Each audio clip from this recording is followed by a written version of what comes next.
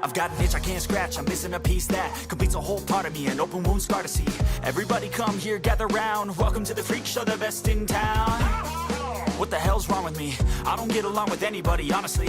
I've been living in my own head constantly, thoughts jumbled around, think I need a new lobotomy. Wait, all these thoughts are too negative. I don't wanna get lost in the sedative. Gotta show them what I got, I'm competitive. You know I'm about to go off, I won't let them win, I'll take a stab. I wanna chase the bag, I wanna weigh, I can change all the things I lack. I gotta face the facts, I got a taste in that. Got me obsessed with the rest, I got an itch to scratch. I'll give up everything. If I can see my dreams, I'll make things right. 'Cause I'll do anything to make one a reality. Don't let go. Don't let go. I'll make things right. 'Cause I'll do anything to make one a reality. I just wanna find a way out, sick of the venom in my brain. Running from the past, wanna escape my pain. I just wanna be a better person, I deserve this. I just wanna break these chains. Always asking for greatness, true to myself, I never fake it. Seen no many ones that are so they get famous. And when I say the truth, most really can't take it. In spite of everything I've been through, I'ma make it. Fake friends, but on my downfall is toxic. Day one, started to outlaws for profit. Now all I do is write verses, no talking. All I do is put the work in, no option. This was everything I ever wanted. Created a legacy off of me, just being honest. And the fake ones hate, but it's all to no avail. They wanna see me lose, but you know I never fail.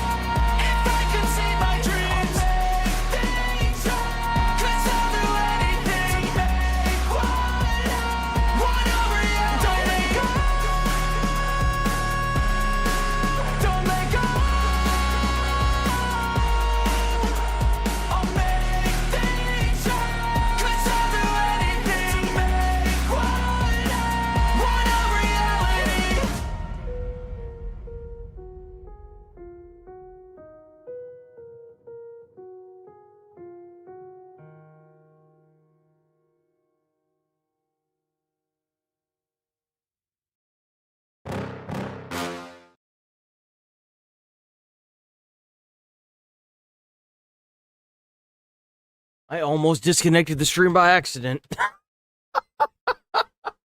I am not used to doing this on the weekend, let me tell you what. But I got the videos already pre-posted, so all I gotta do is stream this 3.5 hours and then roll up out of here.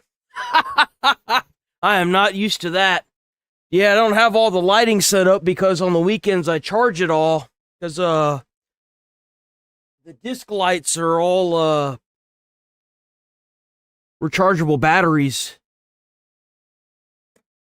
I was trying to decide if I wanted to just stream with the lights on, but then I was like, nah, I don't really have to.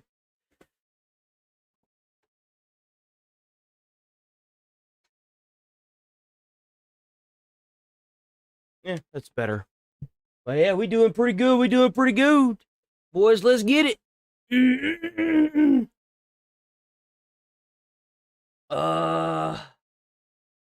You know we got to start with that Fleekazoid, man. That Fleekazoid, woo, that's good stuff. Oh wait, no, we can't. We can't. Hold on, I'm tripping. I skipped ahead. Got to check out these new game trailers.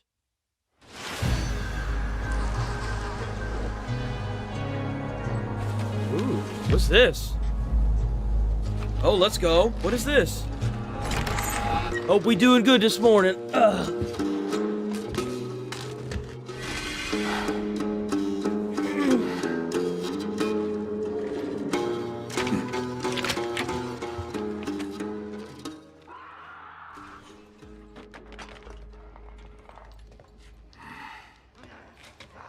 I mean, does this guy even have to worry about the zombies? Doesn't he turn into that beast thing?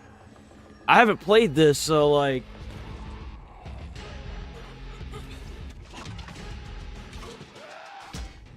Huh. Morning. That's right, it's Saturday, boys.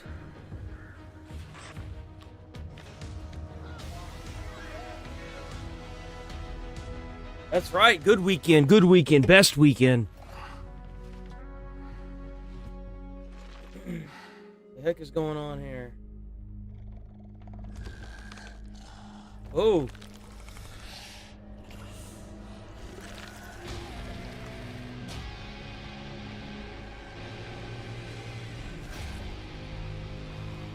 Damn.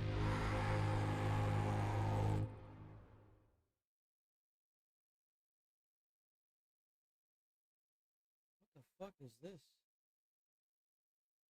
I can't believe it's actually happened. You don't have to believe it's actually happening. It's okay.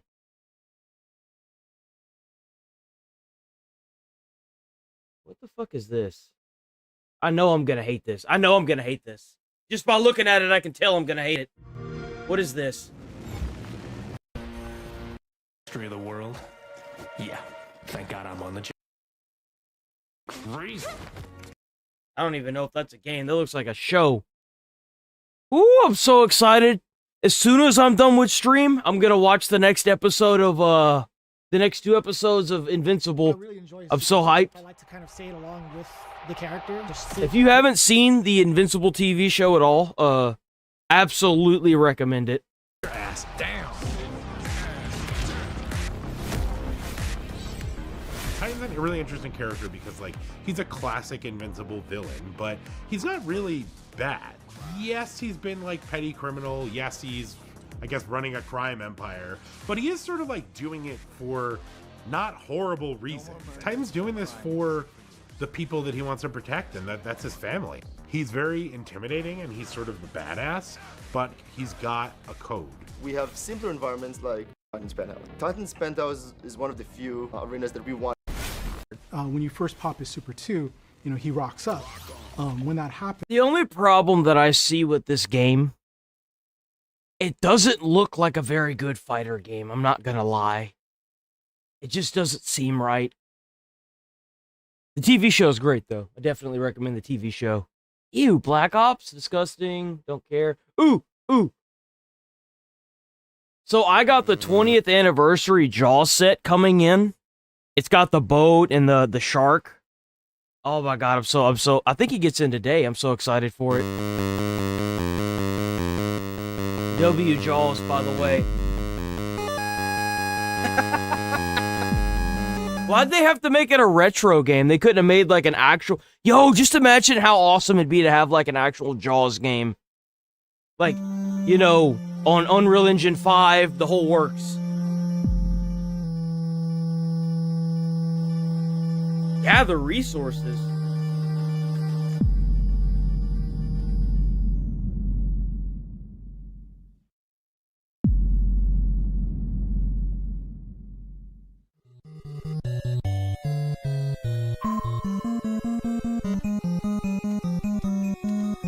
What is this music, man? Are you trying to say I'm old or something? New enemies? New weapons?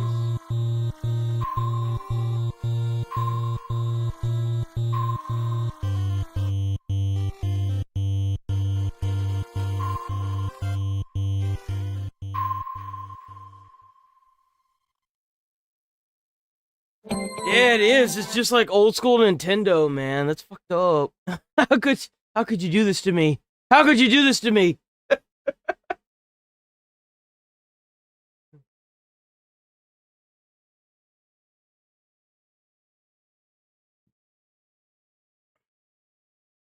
This game looks funny. Okay guys, so a lot of things changed from the last time, but it will be quick, I swear, don't worry. Now there is a clone factory, an epic icy landscape, Ooh. a haunted house, and it will be easy because we have 99, 98 lives. Guys. I think I died.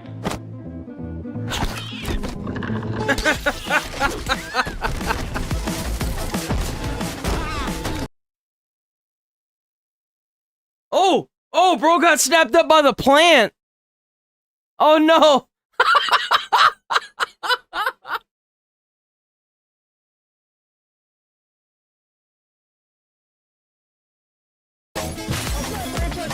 I don't trust that music. I sense the copyright. Oh, damn.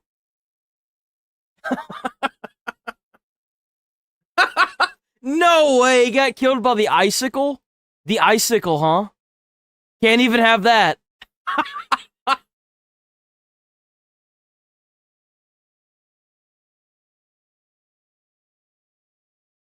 Oh no, they got fired. Guess the 99 lives are not that many after all.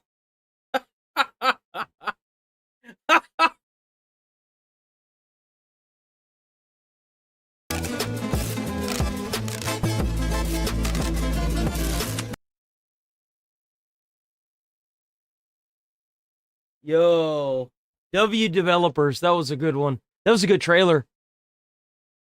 Roaster, don't care about that. Arc Raiders don't care about that. Arc.infields really don't care about that. That's a gotcha game. Don't care. Don't. Is this a game? Artificial detect. Hold on. Where's my phone? This has to be a game, surely, right? Is Artificial Detective a game?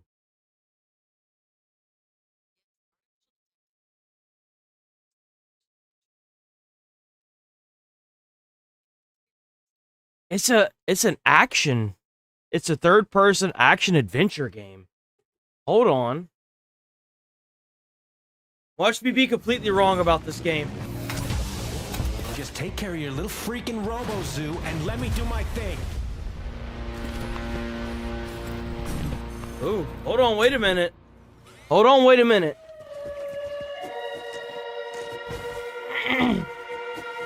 All of humanity has disappeared. Sound like the biggest missing persons case in the history of the world? Yeah, thank God I'm on the job. Artificial Detective 2846. Best detective in the world. Only detective in the world. The point is this, all right? I'm gonna solve this case. There's just one piece in the puzzle that's driving me crazy. No touching. You got your toy? These are my toys. Oh, she's got a Gundam. That's kind of crazy. Not a babysitter, all right? I need evidence. I am a detective. Oh. Hold on, this might actually be worth the shit.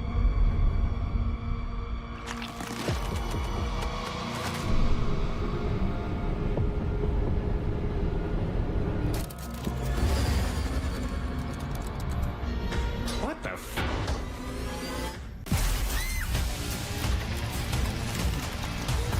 Whoa, hold on.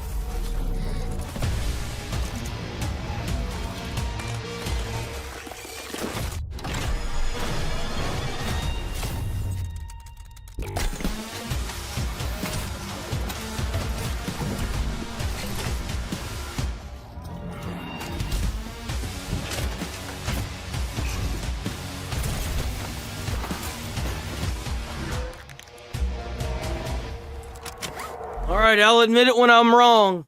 This game looks pretty good. I'll admit it. I was wrong. I'll admit it.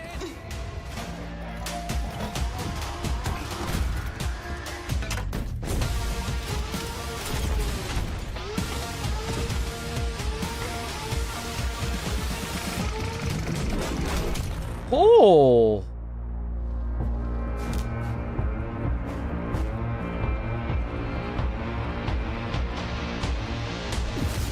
I'm shocked.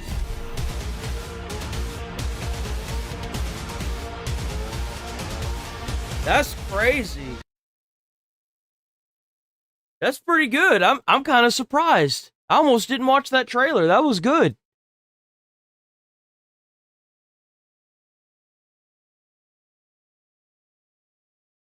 Oh man, you know we gotta check out that boy Fleekazoid. We gotta hit that boy Fleekazoid up.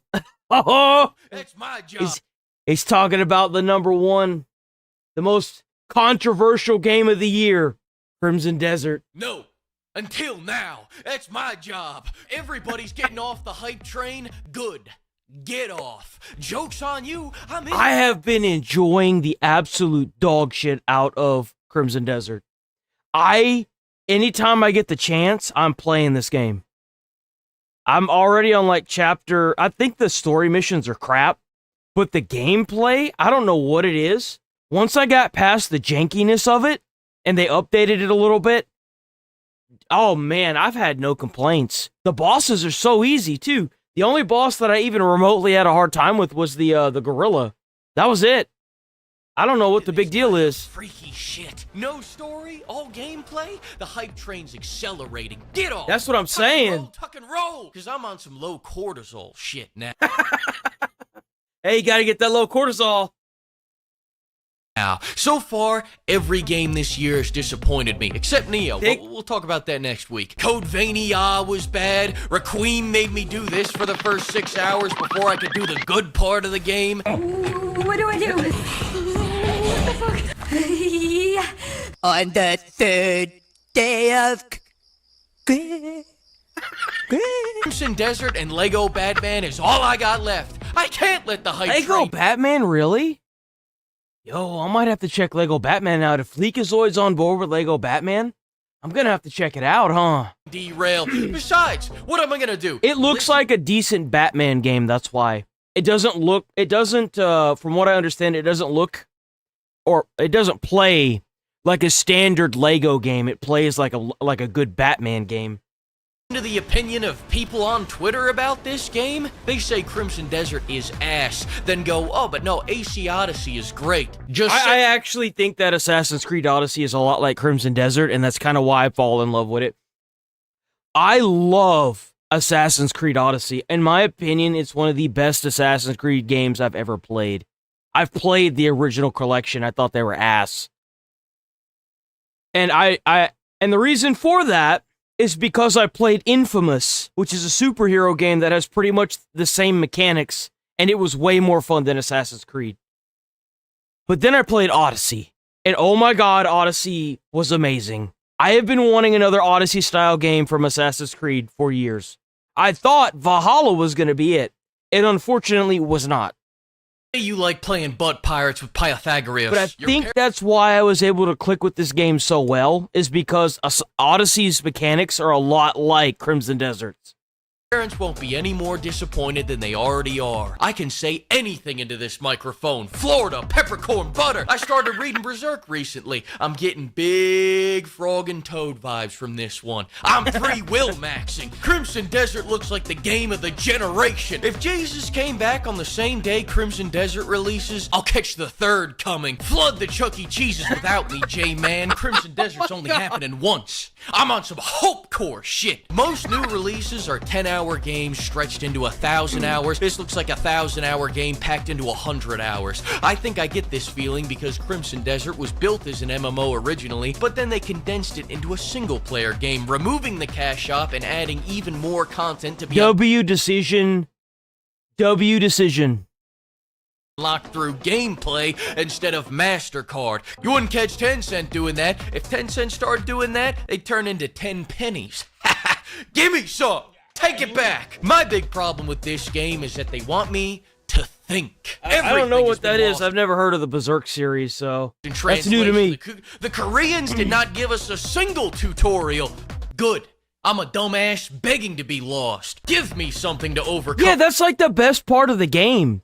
Is like, whenever you don't know what to do, you just your mind just kind of wanders, and then you find yourself fighting a boss in like another portion of the map when you're supposed to be at a different portion, checking the area, and it's like, oh, right, I didn't mean to do that. Like, that's what kind of shook me so much whenever IGN was like, there's not much of an end game, and I'm like, what the fuck do you mean there's not much of an end game? Dude, like, what are you smoking? Hello? Like, what are you even talking about? There's not much of an end game. The hell? Other than my boredom. Games these days are so soft, sometimes I'll put a blindfold on and walk a mile into the woods with no GPS. Yeah, exactly. To see if I can find my way back. You know what I'm talking about, pimp? You don't gotta get hard if you stay hard. But this game isn't even hard. I'm hard. I'm coming into this game like it's Project Zomboid or System Shock. The story is gonna be the one I make through the wealth of mechanics at my disposal. But if you're looking for a story, I've got the perfect game for you. You're gonna love it. I keep forgetting what this game is called, but if you look up Lesbian Night, you'll see a lot of better results, and then toward the bottom of those results, you're gonna see something that makes you sad. That's how you know you found it. Why you go buy that? You can use PIP to get 10% off this big titty shirt. God, that's dude. the kind of sick, twisted shit I'm into. Crimson Desert's combat is what excites me the most. Look at this. I can use enemies like a springboard. I can suplex them off a cliff. Bro, you could be like walking past a woman in town and you could like straight up suplex her. I watched a short where a dude did that last night. It was funny as shit. Like, it's a beautiful thing. Them with a lariat. I want freedom, goddammit. It's a game. In the morning, rock hard. I don't have to wonder what I was dreaming about. I know I was dreaming about Crimson Desert's combat. That sounds really sexist. You know what? You're right. Combat excites me because of combos, Dynasty Warrior level body counts, and the enemies all attack at the same time. You wouldn't believe how many trash control schemes I can forgive when you let me hit an RKO on a medieval knight. Right? We got early reviewers rage quitting the game because they didn't want to learn combos. These aren't even that hard. I don't think you even know what a bad combo really is. Notice something else? No health bars in this honky tonk. One of the most annoying things about AC Shadows is spending an Olympiad hacking down each enemy, because that's no rice farmer. That's a level 50 rice farmer. He doesn't wait for I fucking hate that. All the Assassin's Creed, even Odyssey had that. Like, if they have a skull above their head, it's like a level thing. You're too under-leveled to fight them. Even if you try to backstab them, like, there is nothing that's more disappointing in a game than whenever you finally sneak up on a level 100 enemy that has a big pulsating skull above their health bar, and you stab them in the fucking jugular, and they're still alive, and they kill you in one hit. What is even the point of the assassin at that? Like, what is even the point? Hello? Rice to grow. The rice waits for him to grow. Listen, if it's not your thing, more power to you. But beating off 100 guys at the same time, that's the sick shit I'm into. In a fight, right? Of course. Yo, that mouse is cursed, man. That shit's gonna haunt me. The sick shit I'm into. In a fight, right? You just wake up in the middle of the night, you see that nasty fucker staring back at you. Of course, pal. Whatever you think is best. You know what else? Patent infringement is the sick shit I'm into.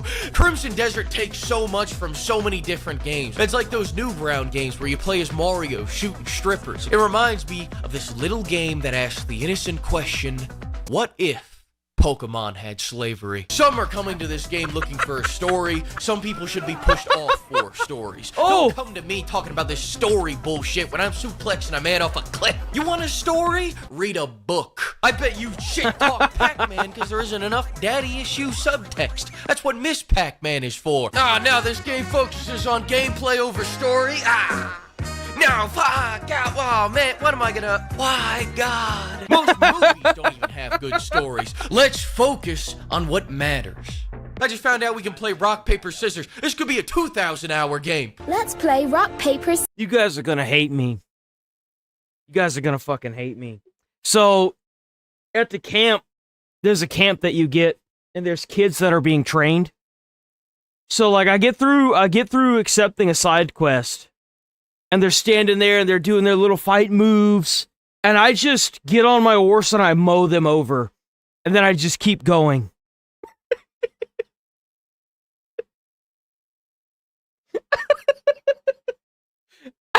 I'm laughing and crying the whole fucking time, too. Because they both fly both two different ways. And I'm just laughing, dude. No crying if you lose. I won. I take that back. We got a nagging 4,000-hour game. Unquestionable. A lot of stuff is wrong with this game. But 3 days after release, they're already fixing all of it, every last ounce of it. And I know you like games that patch biannually, but this is the sick shit I'm into. The game hasn't been running well on some PCs, and there's just no excuse for these. Oh, broke man. Gamers. This guy can't run it with a 5090? Bro, if you can't run this piece of shit with a 5090, I don't know what to tell you, brother. My shit's running two 2080 Ti's and it can run this. You fucking idiot. There's your problem. Broke gamer alert, broke gamer alert. You should have gotten your queen to buy you a 6070. Drizzle. Take your $10,000 PC and go play something your junker can actually run. Do you think the Nuvo is gonna stop me? Do you think not having a 50... My God, look at the size of that graphics card. You know, at the rate we're going, they're gonna be about that big when we start trying to put them in the fucking cases, man. 90's gonna stop me? Do you think that plate glass window and the two guards standing by the bank door are gonna stop me? Do you think capital punishment is gonna stop me? Exactly. Honestly, do you think a little police chase with 1,000 cars behind me and a barricade coming imminently up ahead is gonna stop me from playing Crimson Desert? If I want to play a game, nothing can stop me. That's why I got Kingdom Come installed on 3 different consoles and I still haven't played it. This is a runaway... Yo, the base. How many of y'all actually bought Kingdom Come Deliverance 2 thinking it was going to be like the first one? I never bought it. I never played the first one. And then I watched Asmund play it and he gave up on it so quick. It's because it's too damn tedious. Hype train, get out of the way because it's time for a crash landing. I just played the game for several hours. Is it like there's living real life and then there's playing whatever the fuck Kingdom Come Deliverance 2 is. My hype? Not even a little bit. It's worth so much more. I just punched a tree down, then used that tree to beat up another. I threw a soldier into a tree, and it cut the tree down. Tree, kind of a It's a beautiful thing. This is a game for real gamers. Buy your cousin this game for Kwanzaa. You're witnessing greatness. At the end of the day, if there's anything that you take away from this whole debacle, it's that some people have taste and other people play marathons. All right, what the fuck are you still doing here? The game is out. Get the fuck out of here. Thanks to the flock of pimps for bankrolling this video, and another huge thanks to everyone using code PIMP to get 10% off over at GamerSucks. Listen, we'll talk more about this game when I get about halfway through it, so that should be in about, I shouldn't carry the deal, 12 years. Yo, W Fleekazoid. Stop auto playing that, damn it. Stop it, bastard. So this will probably be the last thing that we cover on Crimson Desert for a good little bit. Actually, do I want to watch that one now? What time is it? 8:30? Yeah, we'll watch this. We'll keep watching the game and stuff until about 9. This is the last thing though. Crimson Desert. IGN's review, and I have heavily criticized it since they launched it. Video, okay? I have been very pissed of their coverage of Crimson Desert. A lot of people ask me to look at this. Will 100% solidify my opinion. This was, I guess it was about IGN making a review for Crimson Desert saying it was terrible. Let's watch it. This video apparently is really, really popular. I haven't because this dude's saying what everyone's thinking. How come it is that IGN seems to be the only one that had a problem with this game because of something that was prior launch behavior, like missing 7 hours? Dumbass, you're missing those 7 hours because they pushed a patch into the game that made it lose 7 hours for that reason. They patched that out. And that's that you got like a non-released version of the game. It wasn't even out yet. I can see in our future where they're no longer going to be giving out like review copies of the game simply because the review copy is buggy and the reviewers are just going to take a fat shit on it for that reason. Like, what are y'all doing? Y'all are going to ruin it for all the other games journalists that actually want to do this the right way. Like, We're gonna what the look at fuck it are right y'all now. doing, You man? gave up? I did. I didn't know what the hell I was doing. Okay, let's go. Not even a week after publishing what is probably the most consequential bad review in recent gaming history. Yeah. A review that crashed Pearl Abyss's stock 40%. It did. It crashed their stock. The review that IGN gave Crimson Desert crashed the stock, but it did recover. It did, in fact, recover. In fact, they sold 3 million copies of the game, which is, I think it was as good as, oh man, what was it? It'll come to me. It'll come to me. About things patched away. I don't think that the bad review is why their stock went down. I think it is. I don't think that's the reason why. I think it is. Hours, and the reason why is because it correlates with the sales. After some people started getting it and playing it on stream, they immediately, almost instantaneously sold 3 million copies and their stock went back up. I think it absolutely does. I do. Million people ignored with their own money. Yes. IGN just published another Crimson Desert piece. And this time, they called the developers naive designers. Now we watched that review yesterday. We watched that Crimson Desert review yesterday. No, we didn't. Was it yesterday or the day before? We watched it this past week. It'll be published probably tomorrow, if I'm not mistaken, as a video. Further. What? Naive. Go get y'all's version of the game if you go down to the description of that video, and you click on that. There should be like a few links there. I got some from like all over the place. If you buy the game through those links, you'll give me some kickback from it. You don't have to. I don't think they deliver, and I don't think it's digital, but I'm not sure. I just know that if you click the links, you give me a little bit of kickback. That's all. So you don't have to, but it's there if you want to. Is that true? The studio that spent 8 years building one of the most I think one of them's complex, Amazon. Visually extraordinary, seamlessly handcrafted. One of the biggest problems that I've had with the game since launch is the rocks and the stairs in this game. For whatever reason, and a lot of games that are kind of jank do this, when you go up something, it's like the character's knees, they buckle. And they like drags his feet up the stairs, right? They buckle whenever you're trying to go up. And he kind of goes into like a crouch motion. I don't know if that's a clipping issue, but it is, to me, it's so fucking annoying because when you're trying to run after something on really bad terrain, it just slows the character down tremendously. I hate it. I hate it so much. This medium has ever produced. It's huge. It is. Naive designers. Written with complete confidence by someone who has never written a line of code, never designed a single game system, never taken one creative risk in the medium they've spent their career evaluating. Damn. Someone whose entire professional existence, whose platform, whose audience, whose institutional power exists precisely because Pearl Abyss did the hard work, and 3 million people wanted to experience it. Yeah, of course. Without the studio's building and us consuming, there is no IGN. There is no platform.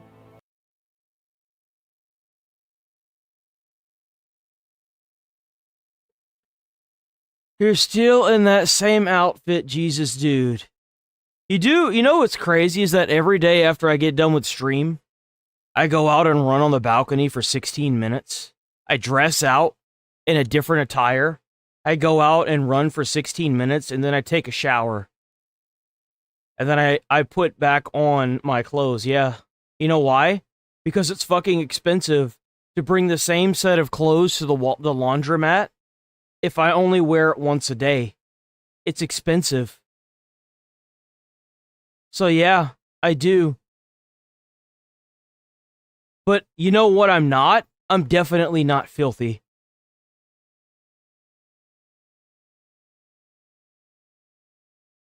For me, it's a pet peeve. It took me a little bit to get used to staying in the same clothes for a little while. There is no Metacritic. Remember, if you've got a washer and dryer in your apartment or wherever your house is, it's a luxury. We have to drive to a laundromat because the ones here at the apartments are shit. And every apartment that I've ever stayed at that had a public laundromat is shit. Again, a luxury. There is no institutional authority. The whole apparatus is entirely downstream of the thing it's condescending about. And they called He is completely right about this, by the way. He is totally 100% right about this. Yeah, like I think it cost us like, if we went to the laundromat every week, it would probably be anywhere between 10 to 15 bucks. And when you're living paycheck to paycheck, it's a lot of fucking money. The people that make content... That's money that could be put into savings or used on gas. Constantly patronize these developers, rely completely on them. It's absolutely true. Those developers naive.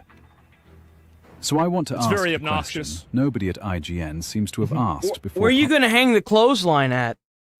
Where are you going to hang the clothesline at, guy? Where are you going to hang the clothesline? You gonna fucking put the screws in the brick outside on the fucking patio? That's literally like, I think it's 3 feet wide and it's like maybe arguably 10 feet long. Maybe. I don't even think it's that. I think it's like 6 or 7. And it's completely encased in brick. You're going to put, you're really going to, and then like, you're going to have to explain to the apartment complex if the brick cracks, why there's a broken cracked brick on the fucking patio? Fuck no. Oh, Infidel, they starting early today, man. Can't even get through the games today. Woo, they early. Oh, it don't bother me. I just like calling people out that say stupid stuff. Publishing this. It don't bother me. What exactly is this confidence built on? Uh-oh. Because 20 years ago, sure. 20 years ago, I just like pointing these comments out to make them realize how stupid they sound. That's what it is. For me, it's content. For them, I'm wasting their time, and it's great. Served a real... That's the name of the game, boys. You couldn't watch 40 hours of gameplay on YouTube before buying. You couldn't pull up a Twitch stream of someone 200 hours deep in a game. Exactly. You couldn't read 10,000 Steam reviews. If this game could fix a lot of the bugginess when it comes to its crashes and upgrade its graphics just a tad bit more, because I noticed that whenever I'm moving around in the game, everything gets kind of pixelaty or blurry. If they could fix that, this game would, like, it's already beautiful. This game would be 10x'd. From actual players who bought it with their own money. See, this is the big difference, right? Is like back in the day, you needed game reviews because you didn't have any other way to access the medium. But now with YouTube and Twitch, you already have a way, like basically written video game reviews are like kind of, you know, like video killed the radio star. I think that's but do you really want to go through the process of trying to prove all that stuff in court? Because, like, you have to... Because it's not as simple... Like, for example, we had a hornet's nest down at the bottom of the stairs, because we're on, like, the 3rd floor. At the bottom of the stairs, and it's right at the walkway whenever it hits the bottom, right above you, right of the stairwell. And the thing is if I had gotten stung, if I didn't report it to the main office... I couldn't file for charges, right? You would have to report it in upwards of like 5 times, and them not doing it. Then you could get stung, if you know what I'm saying. Then you could take them to court. But do you really want to go through all that process just to hang up and dry some clothes? Or do you just want to take it to the laundromat and be done with it? Like, this isn't a process that could take a couple days. This is a process that could take up to a couple months to a full couple years. You really want to go through that and think about all the legal charges and that? Think about, like, it's just not worth it. Basically what happened with this too, where then you have to explain if you move out of this apartment into another apartment. Well, my prior landlord, you see, I'm suing them. And it's just a fucking nightmare. Yeah. It's nightmare. Medium of writing a review of a video game is just simply inferior to a YouTube video. It's just worse. The information gap was real. The institutional access was real. It was. Review copies, preview events, publishing infrastructure, the ability to reach millions before anyone else could. Yeah, that was another thing, is they had a lot of systematic advantages.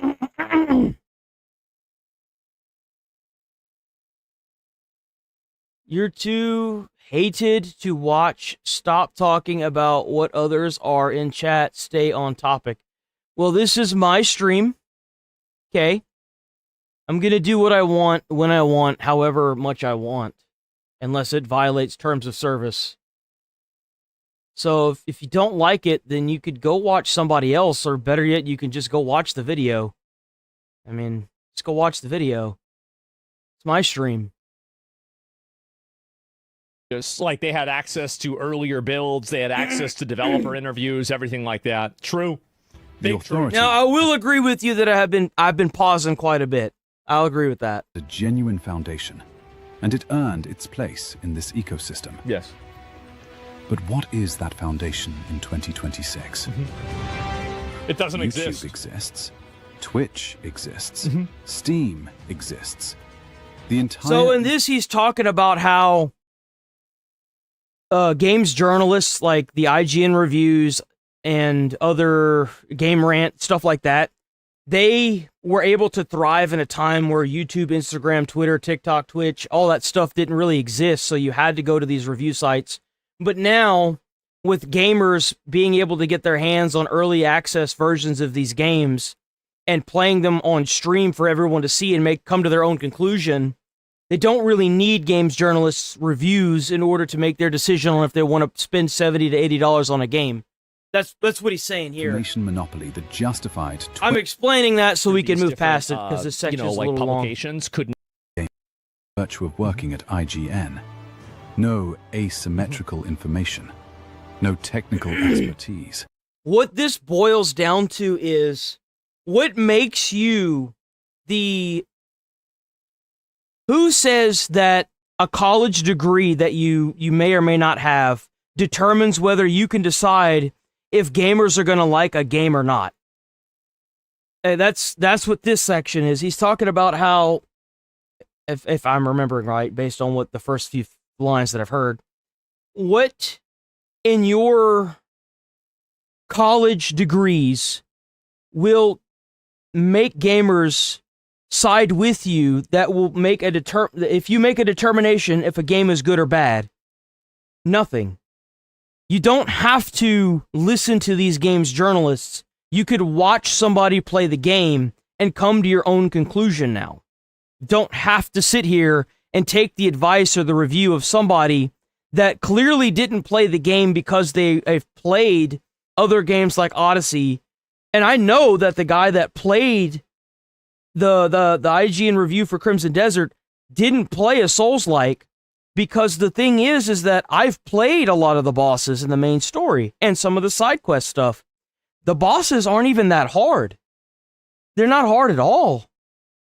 And it is interesting, I saw a lot of Twitch streamers saying, I'm tired of not being able to do damage to the boss. Dude, like, R2 that shit. I was able to do, like, chunks of health just by R2 slashing them. I don't know what the hell everyone's on about. The bosses are so easy.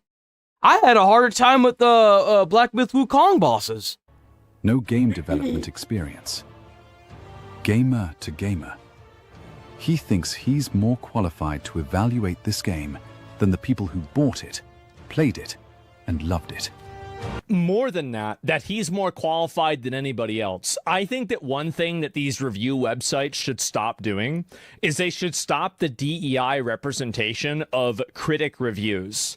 Why is somebody who's a critic review, why is that held separately as a separate score? All of the different views should be aggregated entirely. And if you want, like, Metacritic and these other websites should not have critic reviews in their own category. I don't know how people are playing Marathon. I don't understand that. Dude, that game actually hurts my eyes because, like, and I think what does it, and I don't think a lot of people understand, is so you'll round a corner and you'll see, and the bright lights and shit too, that I don't know what the fuck is going on with that.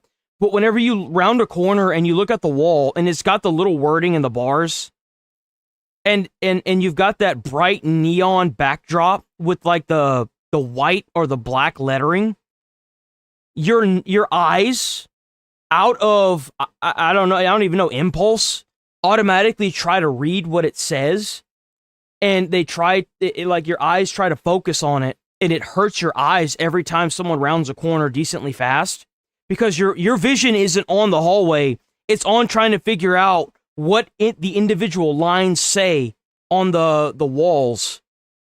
There's just too much going on in that game. It's too like sensory overload. And the 3 million copies, especially with all the vibrant colors, positive Steam rating, and the rebounding stock price, are 3 Critics are paid off. independent I think data so, yeah. sources all saying In the some same cases, thing not at the directly, same but time. indirectly.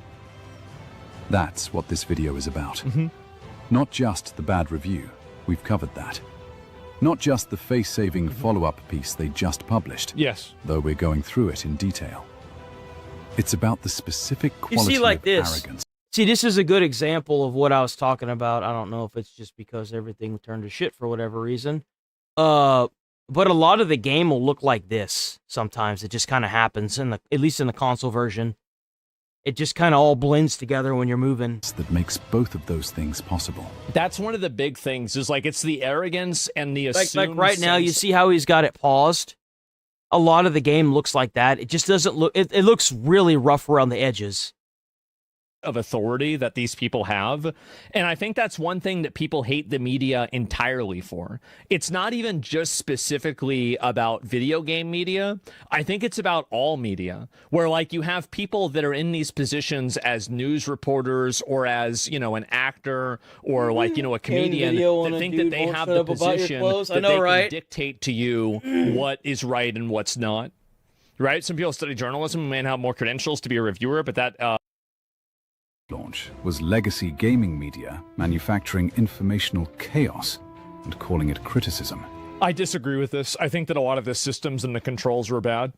And I think the fact that they didn't have storage was bad. I think yeah, but they didn't talk about that. That's the problem that I have. They didn't talk about that. I mean, they talked a little bit about the controls being bad, but they were complaining more about the lost time they had prior to a fucking patch. I don't agree with that at all. I think that's a bad take for Asmon. I've covered too many of these IGN reviews on Crimson Desert to sit here and say that I agree with this take on that. I'm actually going to disagree with Asmon on that.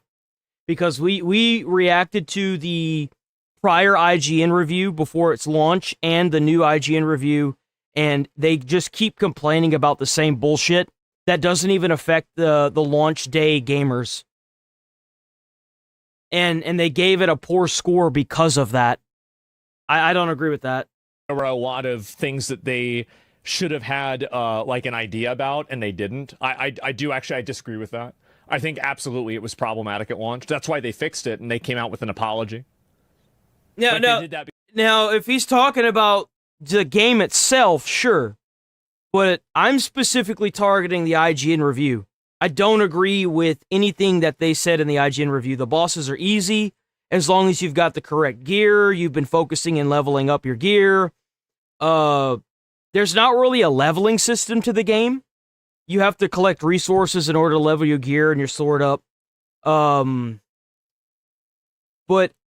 if you play the game, and these guys at IGN said that they were doing not just the main quest, but the side quests as well, and I find that hard to believe if they're having trouble with any of the bosses of the game. I just don't believe that. I find that incredibly hard to believe. Not to mention the game has a parry mechanic. And the fact that you could have unlimited food has saved my ass so many times. Oh, you don't have enough food, we'll go get more food.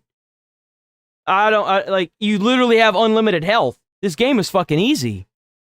Just spam the heal button. Because it was broken. And I want you to notice what was in the original review and what wasn't. Yes. Controls. Inventory management. Yes. Boss difficulty. Every complaint was... The bosses are easy. Who the fuck's having trouble with bosses? That's what I'm saying. I had trouble with one boss, and it was the gorilla, and it was because he was so fucking aggressive that I couldn't, like, to give you an idea, here, I'll pull it up.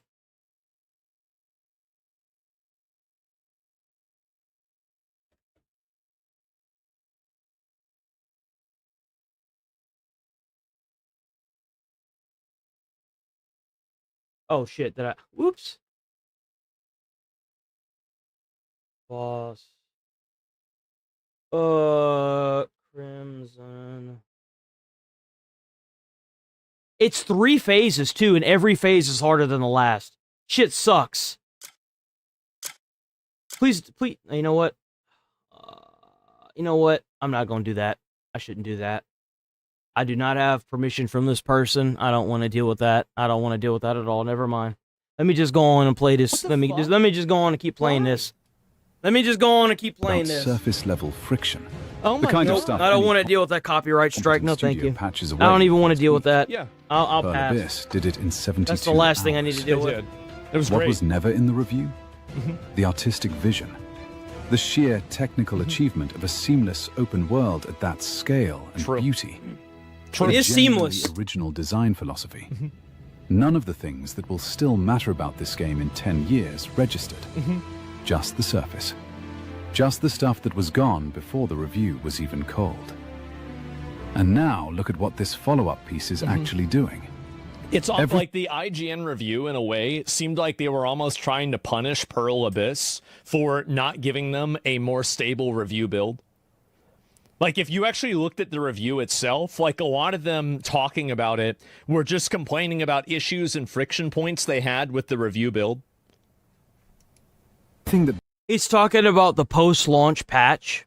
At launch, Crimson Desert had a massive update that, for a lot of people, took like 30, 40 minutes to an hour.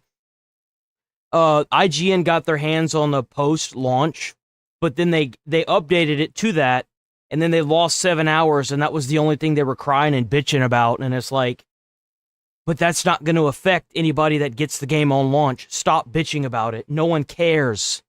Dominated the original review.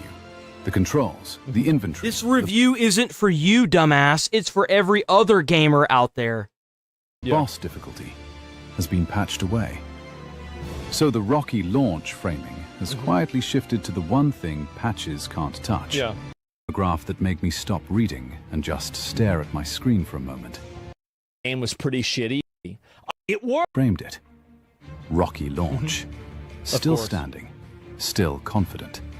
As if the ground beneath them hasn't completely shifted. Then we get to the paragraph that made me stop reading and just stare at my screen for a moment. It's unclear if the development team has had to break their backs to do That's that. crazy to me.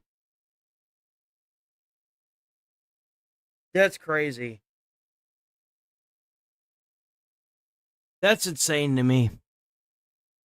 It's unclear if the development team had to break... This is on the IGN page, by the way. If you go and you look up IGN articles, this is in there. This is still up in their review process. I love how a gamer that probably went to college for a couple years just to get a little piece of paper decided that he knows how to write lines of code.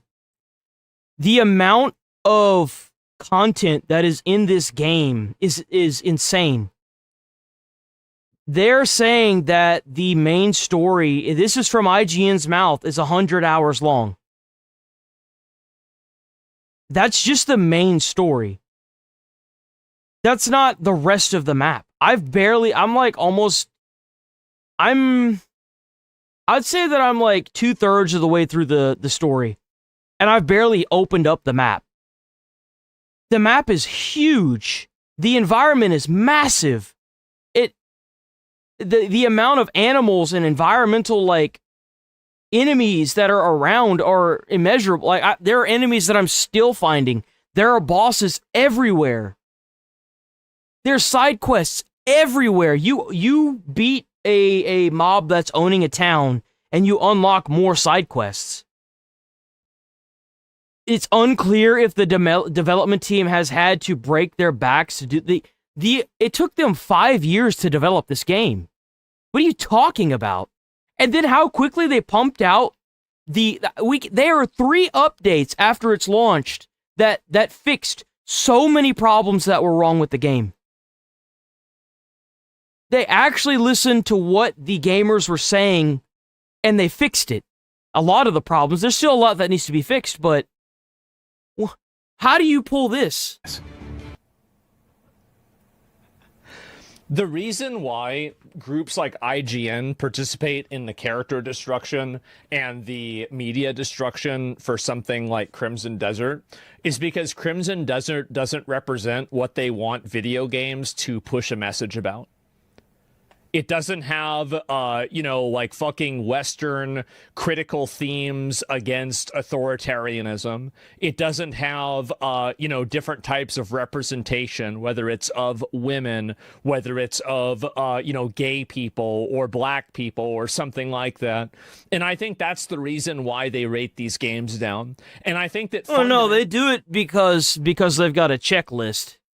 To an extent, Asman is absolutely right. They have a checklist they go through. If it doesn't have like certain things, they don't check it off.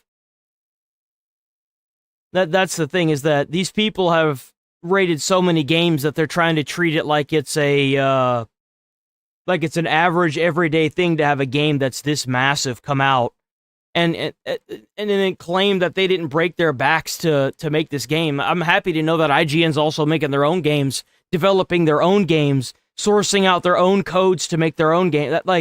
I'm really happy to see that. It's a good thing. I can't wait to criticize IGN's game when it comes out. What does it come down to? What really is that? It's racism. It is. It's cultural racism, where these people want to create a reward structure. They want to disenfranchise white people, white men specifically, their masculinity, and they also want to disenfranchise Western culture around following their cultural norms and basically adhering to them. So every single China game, every Korea game, they did the same thing with Black Myth Wukong. To a lesser extent, every Japanese game is graded on this harsh curve of adhering to Western cultural values. And they're not. And I hate to break it to you, but that's not Western cultural values. I don't know where they got the idea that killing off masculine characters like what happened in The Last of Us was ever going to be a good idea.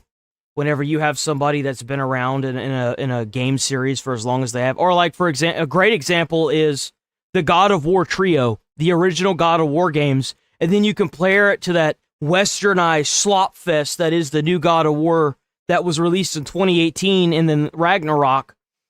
And it's like, dude, these are completely different universes. Like, Kratos has, like, pushed people into a fire just to assert his goal. What are we doing? What is this pussified shit? Oh, it's because he has a kid. You're right. I don't want him to have a kid. I want him to kill more people. That's what I want. I want to kill all of the Greek gods and not sit here and pussyfoot around for fucking 80 fucking hours of the main story. I just want to go and kill things. I want to deal with all this. Western cultural values. We all know where this is heading. Why the hell are we not... come on. God of War 3 was peak. Extreme Western values from a small subset of people that want to force that culture into everything else. Think about what you Think about the amount of games that are coming out of China and Korea especially that get shit on constantly by these developers, by these reviewers. I think that they do it almost every single time. Believe about yourself to write that sentence. Pearl Abyss, a studio whose stock crashed partly because of a review substantially written about things they then fixed in 3 days. Yes. And you know what's crazy is that IGN is still uploading on their site articles that are still trying to thrash the game. Still. Listened, worked, and turned the entire conversation around in under a week. And what really sucks is I started to believe them whenever they said that the game was bad. It was like the master, how do they say that? It's the jack of all, but the master of none. I don't think it's like that at all. I think that it's a massive game that's going to be, it's going to have bugs in it. It's a massive game. And There's a lot of mechanics in the game. They did the same thing to Black Myth Wukong. They did the same thing to Wu Chang. They did the same thing to Stellar Blade. They did that to a lesser extent to Lost Ark as well. They've done this to like every game. Like every popular Eastern game that comes out, they always want to frame it around the fact that these Eastern games aren't looking at their social issues in the right way.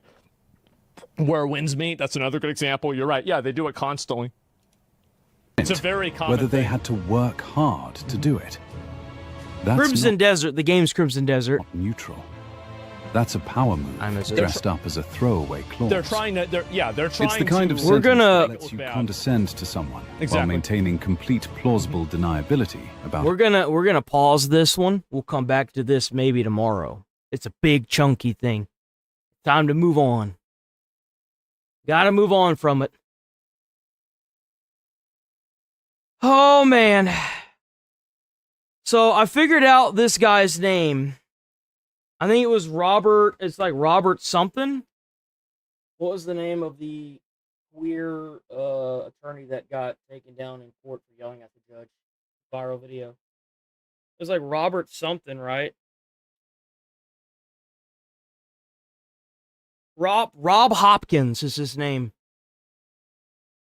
This man has completely destroyed his life, by the way. It's completely done. There's a good chance that he was debarred. I don't know how you pronounce that, but You want about court, but don't you dare besmirch the good name of Zoom Court. It's an entirely hold on, wait, that's not the one. different beast. Hold on.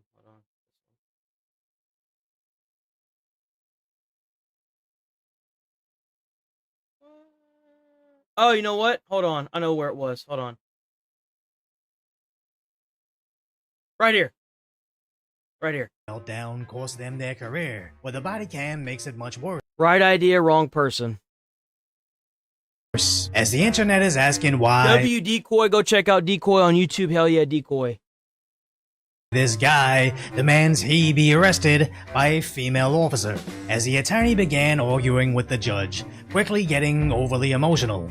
You interrupt me one more time. You are And he really tried to claim that he put his phone on this. He just dropped it, dude. being held in direct contempt. Tried to pull out the because I'm queer card too. I do not. I am trying to make my argument. You interrupted my argument halfway through on an objection. That will get every available deputy in Yes, ma'am, I'm aware. It's happened to me before. It has. Yes. Because you're out of line. Yeah, Of course. I guess so. Okay. If I push that Or maybe button- because I'm a transgender attorney. You know this man sitting here watching this happen is like, what can I do to spark this up even more?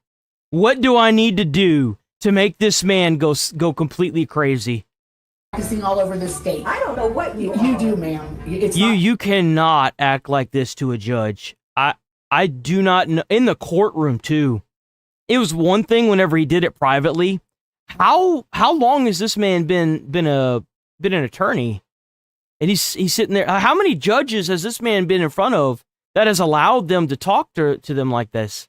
It makes me wonder. This is exactly why DEI is so heavily criticized, as over time it now means diversity, equity, and invincibility from all Oh, dude, that's good. accountability, where there's no reason why the judge needs to repeat themselves, but somehow the lawyer thought their identity was going to grant them some sort of exception from listening to orders. And the fact that this seems to be a knee-jerk reaction makes me wonder how many times this strategy had worked over their 13-year-long legal career. It's clear as the nose on my face that this woman will not appear before this court because she has a warrant for stealing her Objection, children from another hearsay. That's court. not true. But that's not your decision to make. I'm sure that he has proof that shows that woman doing things she shouldn't be doing. Like, it doesn't matter. If they want her to show up in court, that's what's going to have to happen. It's not the attorney's decision. The attorney has to play ball in their court. That's how it works, man. You can get frustrated and yell all you want. You know this as an attorney. You're not playing at home, man. You're playing an away game, and you're losing when you start yelling at the judge. You lose that shit every time. And you're ready to fine, sir. Don't come at me instead of me. Or shout at me. He's not shouting at you. He's trying to continue talking because you just interrupted him. He was telling the judge the reason why, and you immediately interrupted him. I'm not putting notes. I don't get it. Like, oh, here we go. You know, this man knew what he was doing when he did this. When he took this stance, at me. He wanted this man to either hit him or to continue doing whatever he was doing. Face, sir.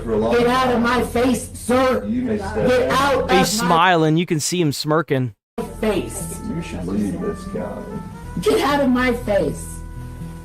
Get out of my face. These people are my friends, and you're being ugly. And get out of my face.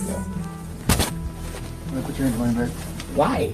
Because You're in contempt. The minute that button's pushed, man, it's over. He shouted at me.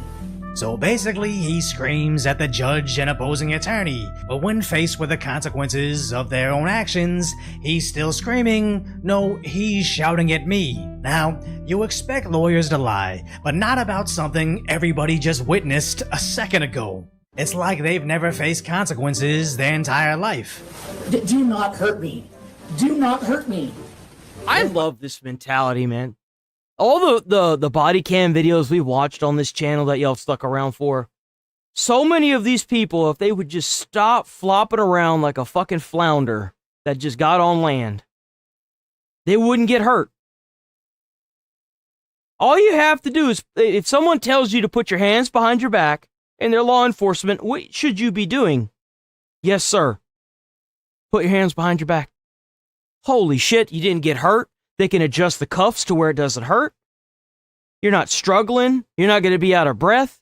You're not going to look like a fucking fool. You're probably not going to get beat. You're probably not going to be, you're probably not going to lose your ability to be an attorney.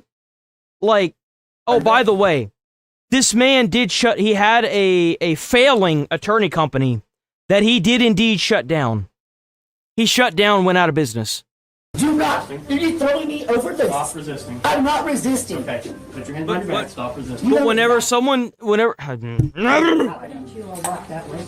can't walk. I'm being thrown down. You're being thrown down. You're about to be. Settle down. Do not grab me. Do not grab me. What are you doing?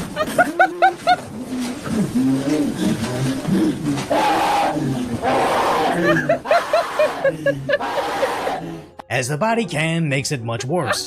I don't. Get a female officer now. Get a female officer now. Get up. Get a female officer now. I can't get up. I can't see. He just threw my glasses. I can't see. Give me my glasses. Put them on my face. I'm trying to walk and I cannot see. Bro, oh my god. I can't. Look at all those people that are just like, well, that just happened. I need my wallet. Bro, you need to get a grip on life. That's what you need to do. That's what you need. As I really wonder if he was taken to the female or male jail, as they're demanding for a female officer, likely well aware that there's no rules against men arresting women. But I think this was yet another desperate attempt to avoid consequences by hiding behind their identity, as for far too long I think he has a problem with women. From the little footage that I've seen, I genuinely think he has a problem with women. I feel like if a woman officer would have been there to step in, he would have just bullied her like he was doing to that judge. That's what I genuinely think. I think he has a problem with women. I do. An inclusion as granted. Why else would you be yelling at a judge over the phone and then in person? Ability by inferring anybody against them must just be being bigoted. But this instance begins the end of it. As the news article writes, the attorney identifies as a man, but was warned to stop interrupting or be charged with contempt. But by ignoring these orders, was quickly arrested, shouting, "Don't grab me and I can't breathe. I need a female officer," before being detained and held on a $25,000 bond. Damn! Only to now announce they're closing their LGBT-focused law offices. Oh my god. LGB focused. Oh, dude, it's no wonder. That have operated for 13 years. There are more details of that incident, and I can't release that at this time. And being as that, I believe that... Like what? We saw everything that we needed to see to make the determination that you were an unruly attorney hired by a bunch of people that hired you because you were LGBT, not because of your actual profession. It's obvious you should have never set foot in a courtroom. The minute you start yelling at the judge because you're not getting your way, tells me everything I need to know about our college system and how much we need to reform it. You should have never been an attorney. I first have grounds for discrimination lawsuit there in that county. How so? You were yelling at a judge, and she warned you multiple times to not yell in her court, and you continued to do it. You continued to talk over people, you continued to talk over the judge, and they put your ass in jail. Stop breaking the fucking... Dude, it's just like the Minneapolis protesters. I can't believe it. But for my you do realize that if you got a permit to protest, you could talk to law enforcement, and then they could schedule you to take like certain roads and stuff. It happens a lot. Like you can protest and take a road. You can do that. You can have like a big party or parade there, right? There are ways to do things legally. But when you just go and do it the way you want to do it anyway, and you start attacking people around you, a lot of people are going to have a problem with that. Like, you can plan in accordance, but whenever you just go and do things half-cocked, you're cooked. Safety at this time, it's best that I step away. And maybe there's something more to the story, and there actually is something endangering them from practicing law. But based on the little we've seen, yeah, I don't believe their own stupidity. That's what's endangering them. That's what happens whenever you go into a courtroom and start yelling at everybody. Anything he's saying. As simply put, I don't think anybody that emotional could be an impartial arbiter of the law. Yeah, exactly. Hell no.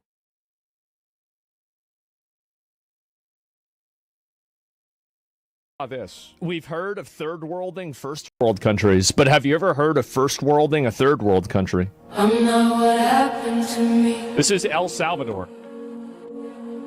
It's not Great Britain. Look at that, boys. Look at that. Look what we did for them. Oh, I'm sorry. No. So this is the country that the president got in, and he went through this is what I want to happen to America. He went through every street corner, every house, and got every gang member and criminal and sent them to that prison where we're sending some of our illegals that are really bad. This is El Salvador, boys. This is what our country would turn into if we did this. Look at that. Damn. Is that what happened whenever you take a PvP server and you turn it into a PvE server? Keep in mind, this was over the course of 2 years. 2 years it took them to do this. Did it work? It did. Look at that. Look at that. It's a fucking paradise. Look at it. Oh my god. What? They mobilized the military, and they did what I want them to do here. The fuck? Look at that. Everything's just fine. You can't grow trees that fast, dude. There are large trees that can be transported like this. They're like a few $1,000. Jesus, bro, look at that. Jesus, they're gone. Wow. Look at that. Wow. Man, look at that. Jesus. They made it normal. Look at how crazy, look at that dude. Shithole. Damn. Look at this shithole, and now it looks great. This is insane, man. No way this is real. Why do you think that? This is completely and totally possible. We cannot incarcerate our way 3%. It's either 3 or 6. 3%, 6%, 5%, one of those approval rating, below 10. This man, I do not like him. I do not like him one bit. Of violence, we've already tried that. Yep. And we've ended up with the largest prison population in the world. Yeah, I don't give a fuck. Build more prisons. Make the prisoners build more prisons. I don't give a fuck. Oh, but we've got the highest prison population in the world. Yeah, we need more.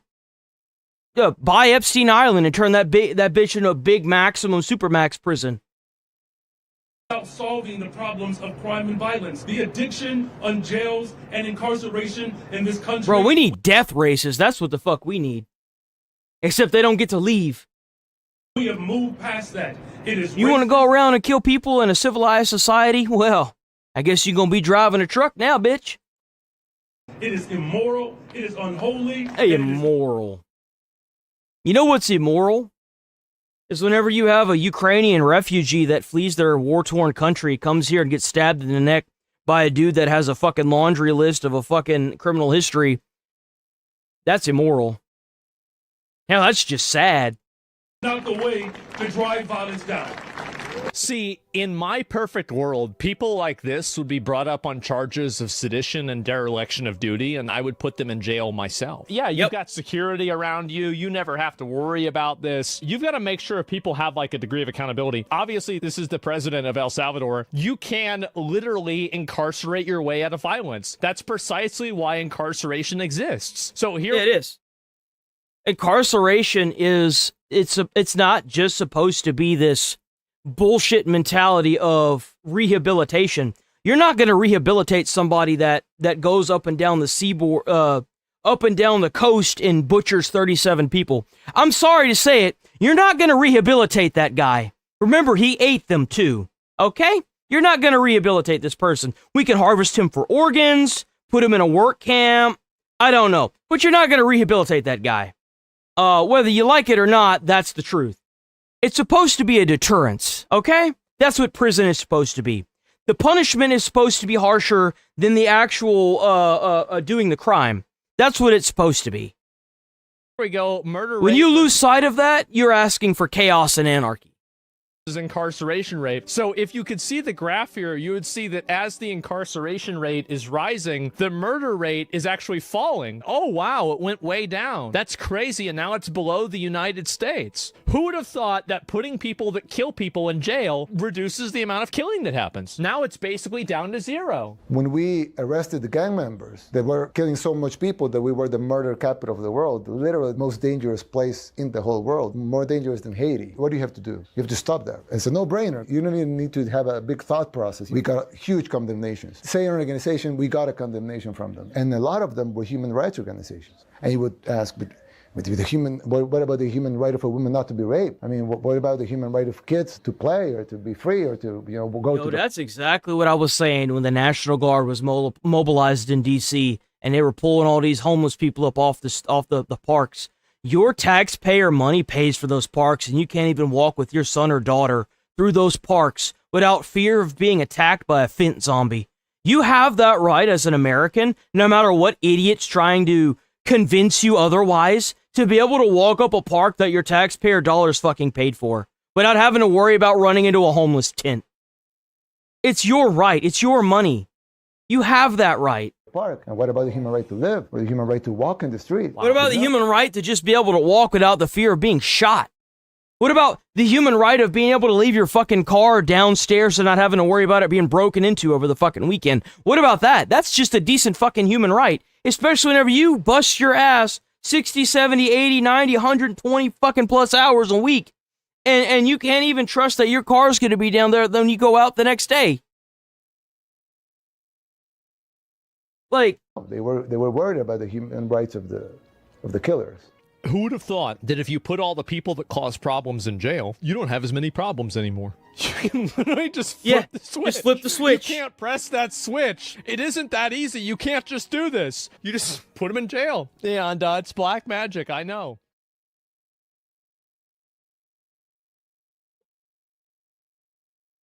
There are large trees. What the fuck is the name of this fucking place? I keep forgetting the name of this damn place, bro. Did it work? It did.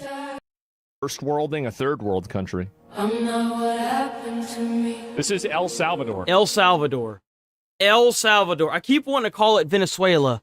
But it's El Salvador.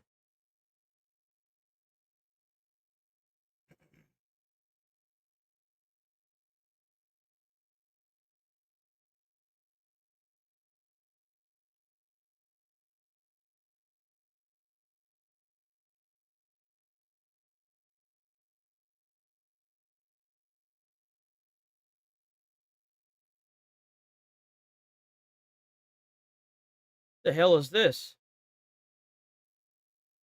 Wait.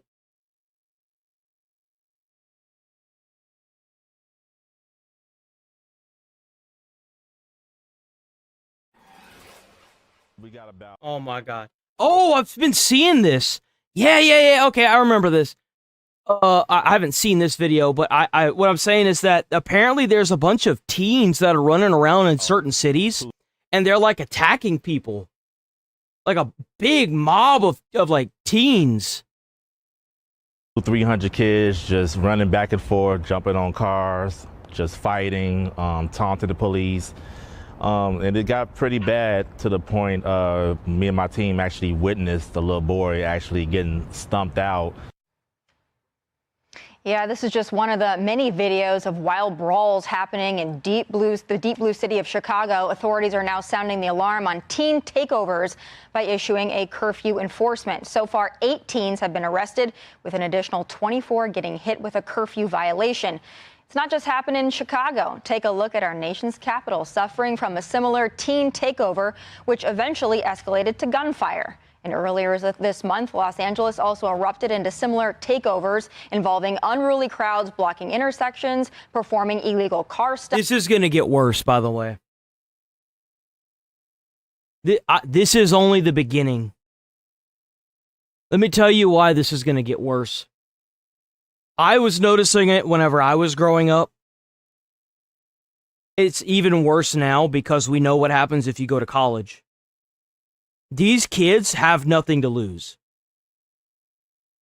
The boomers won't let go of their $1 million positions. Most of them have moved on from those positions and entrusted CEOs that they either know or are family members. It's like that with every company now. Most companies you can't get in unless you know somebody there, or you have like super good credentials, which is like a lot of money in college that most kids won't get. Most jobs want you to work until you're 60, 65, and they're trying to raise it to 70.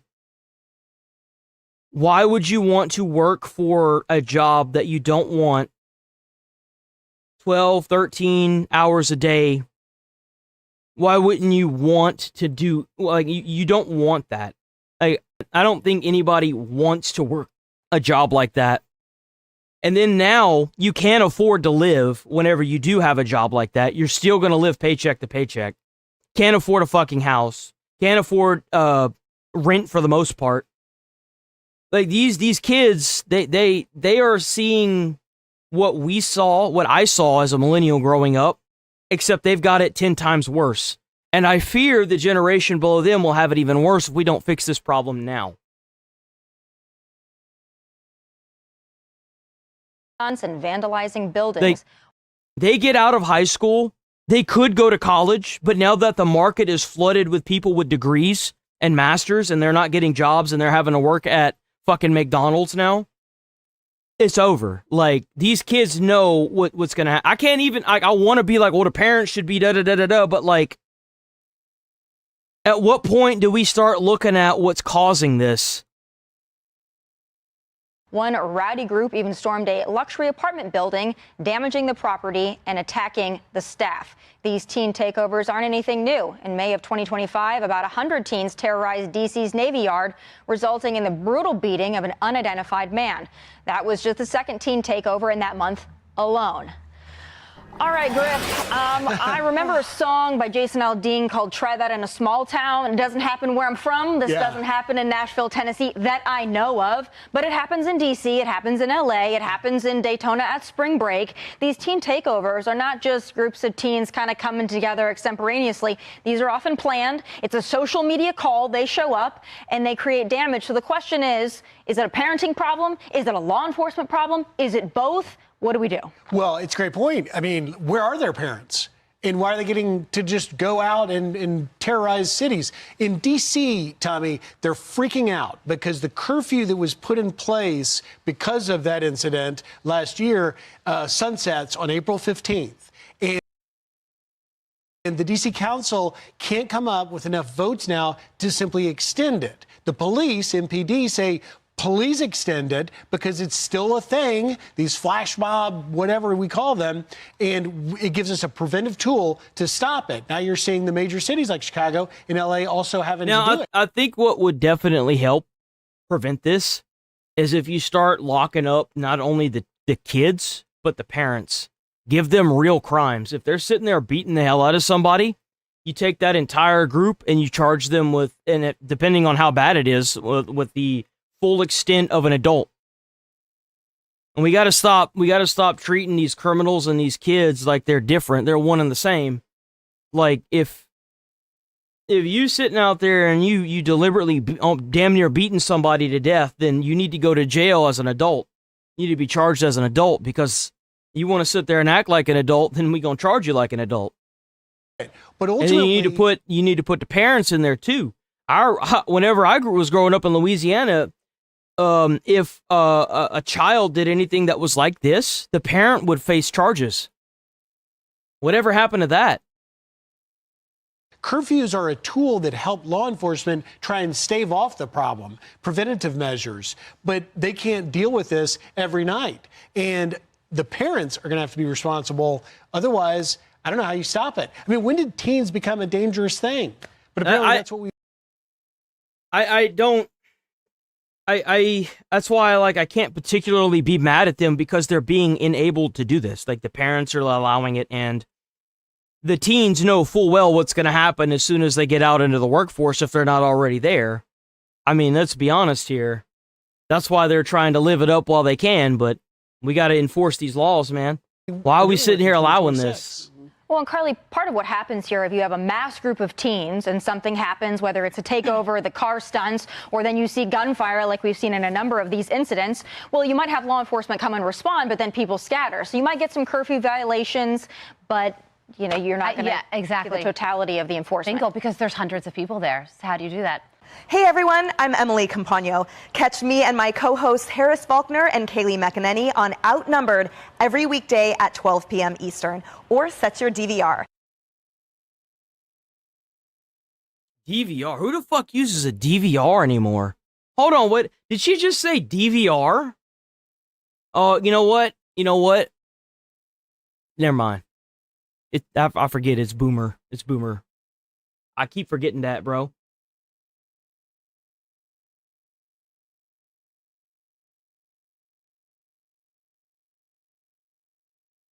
Back in Iran, where the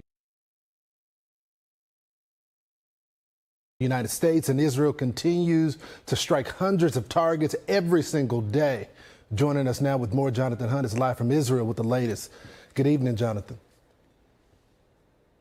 Good evening to you, Lawrence. And there is concerning news first tonight out of Saudi Arabia, where an Iranian attack on the Prince Sultan base there has apparently damaged at least several U.S. refueling tankers and also injured around a dozen U.S. servicemen. We're awaiting more details from that, but that reporting from the Wall Street Journal. Or that coming, of course, as President Trump... Damn, it only took them 2 weeks. They finally hit a military base that wasn't empty. Man. United States soldiers, by the way. Y'all are out there doing God's work. My heart and my prayers go out to all those soldiers that were struck in that attack, by the way. Y'all out there protecting the country, United States soldiers. Continues to say that the U.S. is winning in this conflict and winning easily. Here's the president. Again, they have no anti-aircraft, so we're just floating over the top looking for whatever we want. And we're hitting it, and we have another 3,554 targets left, and that'll be done pretty quickly. Emphasizing that point, the U.S. continues to hit military and regime targets in Tehran and throughout Iran. What the U.S. military has not been able to do so far, or perhaps has not been willing to do so far, is reopen the Strait of Hormuz, that commercially critical strait that remains all but closed to commercial shipping.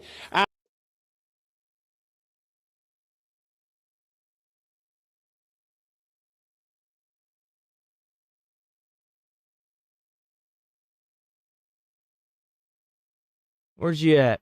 Where'd you go? Where'd you go?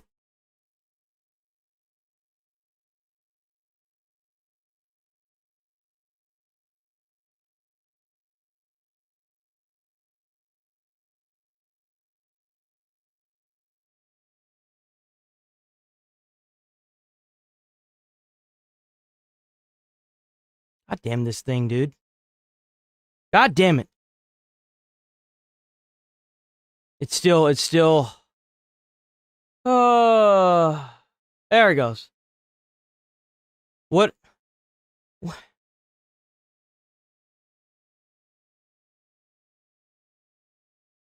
We got a generational crash out? Let's see. And it doesn't seem like we got a generational crash out. I'm 31. You from America? JP? You from America?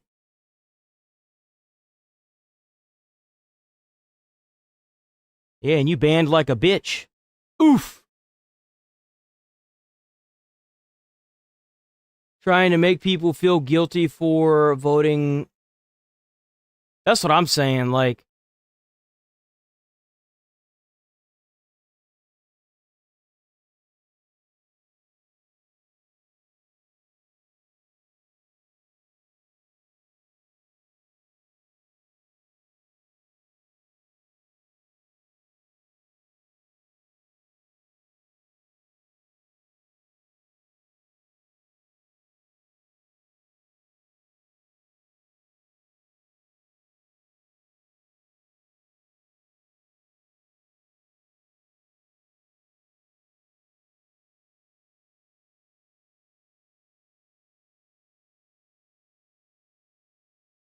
Oops. Did I do that? At the moment, that is causing economic problems, of course, with the markets down and the price with these people, of oil man? up. And the Iranian parliamentary speaker effectively trolled President Trump today on X, saying, quote, "They've spammed so much fake news trying Damn, to we got a push Virginian here. Hell yeah. Let's prices go. down, that the market's just numb now. Keep going." By the way, if you're new here, sub to the channel. We're here every day. Throughout the entire week, all 7 days, sub to the channel. We're doing the same thing every day. We start off the stream with gaming, then we get into politics, and we usually kind of try to end with like a police body cam. I want to do more firefighter stuff, but everything that's on YouTube is like copyright, unfortunately. But yeah, we're here every day. Stick around, hit that membership up. W viewers anymore. So Iranian officials, at least publicly, still talking tough, even as President Trump says privately. Same time every day, 8 a.m. to 11:30, by the way. Same time every day. Negotiating, and of course, we tick towards President Trump's Monday, April 6th deadline for real progress. Move on to Operation Epic Fury. At least 12 American service members are hurt, with 2 fighting for their lives after an Iranian missile and drone attack at this airbase in Saudi Arabia. Our senior correspondent Mike Tobin is in Tel Aviv with the latest. Mike.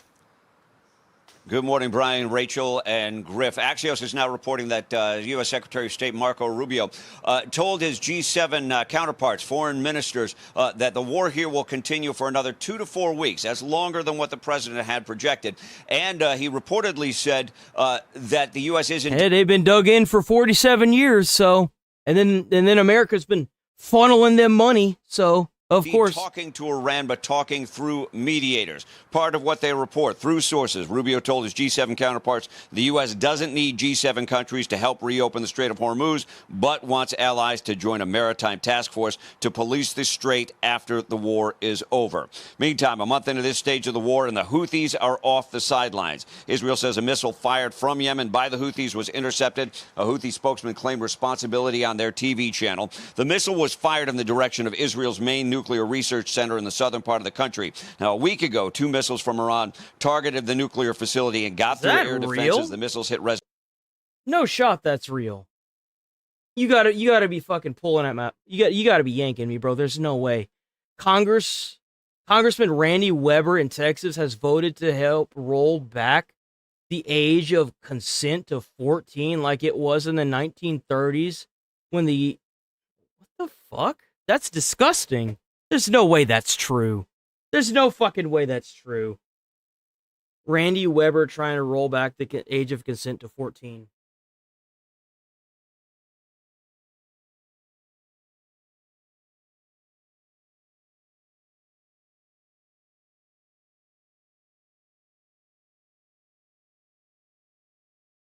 Oh, bro.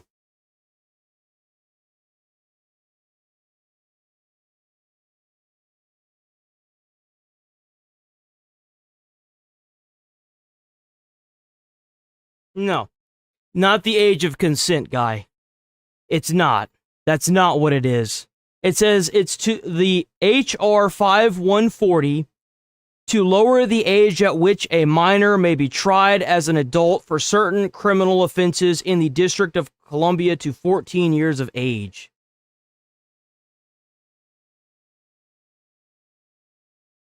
That is not what that says. Nice try. I was like, there's no way that's real. There's no way.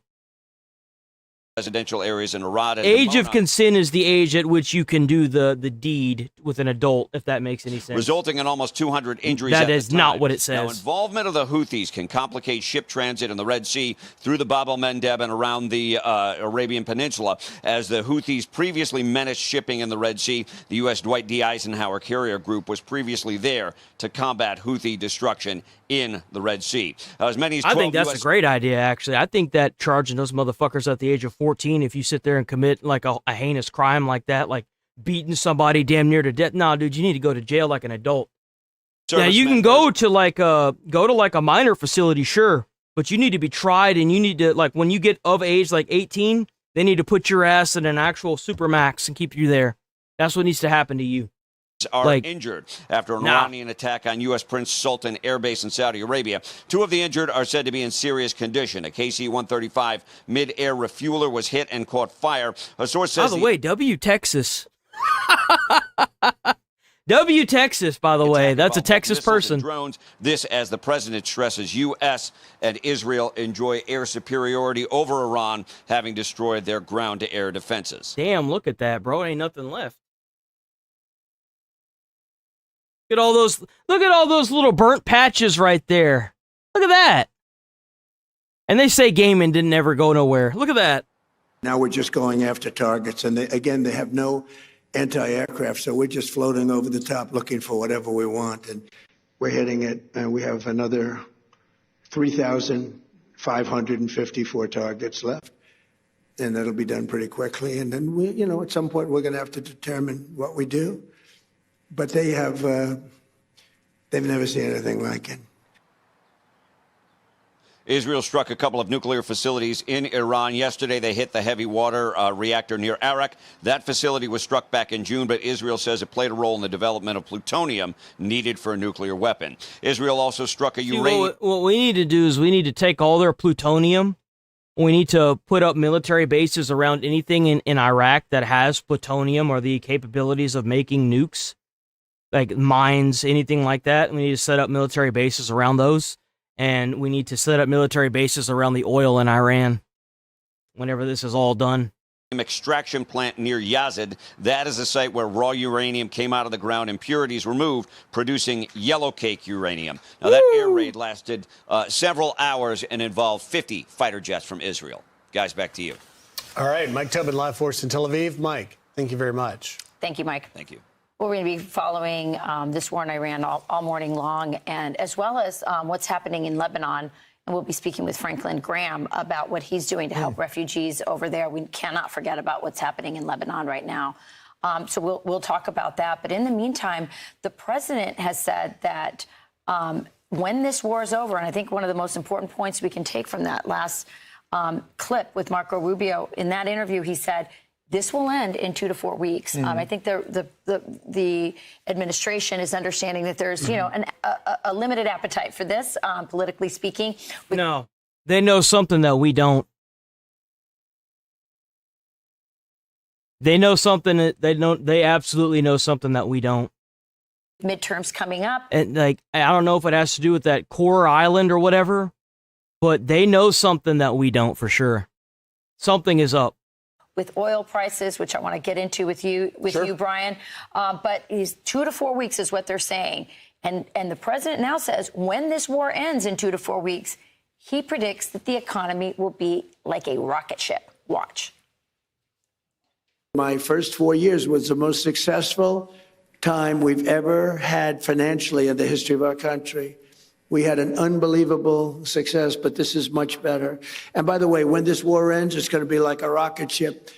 I thought we were going to go down more, and I thought oil prices were going to go up higher than they are now. It's not finished yet. I'm not saying it's sort of finished, but it's not finished. It's got to be finished.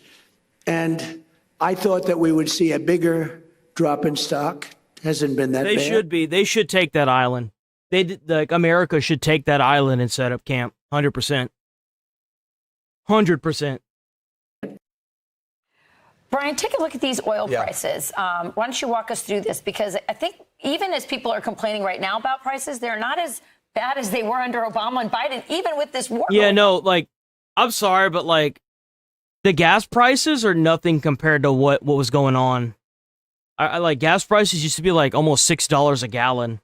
I don't know why people are crying right now. I don't get it. I mean, I get it that they're scared that it's going to go up high, but if we can take out a terroristic regime that's screaming death to America and trying to make nukes in a foreign country, I think that's just it's the price that it costs. Okay, the cost of freedom isn't exactly free. Well, it shows you the power of drill, baby, drill. Okay, that's right. Drill, baby, drill. Got West Texas about $100. Damn, it's been a hot minute since we heard that. Now, which is high, okay? But under Trump, prices have been so low that even now the average price under him is well below any of his predecessors. This is why he can say that the economy can We using Israel like a fucking stepladder right now.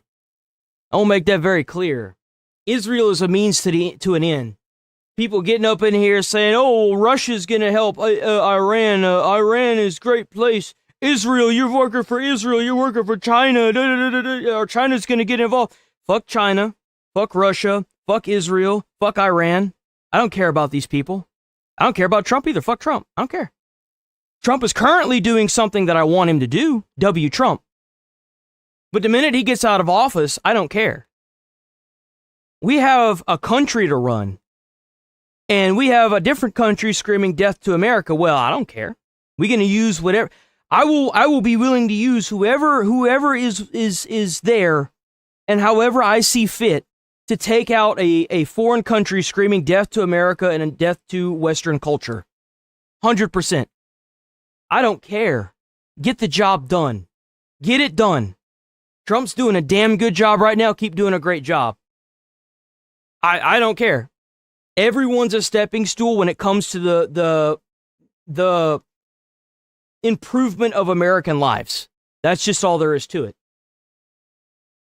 Off like a rocket ship, okay? Because you don't have a supply shock. You don't have a supply problem. You have a movement problem, okay? Yeah, and it's a logistics problem, if you will. A logistics problem, and it's in one part of the world. So that's not an easy thing to fix. But when you I agree.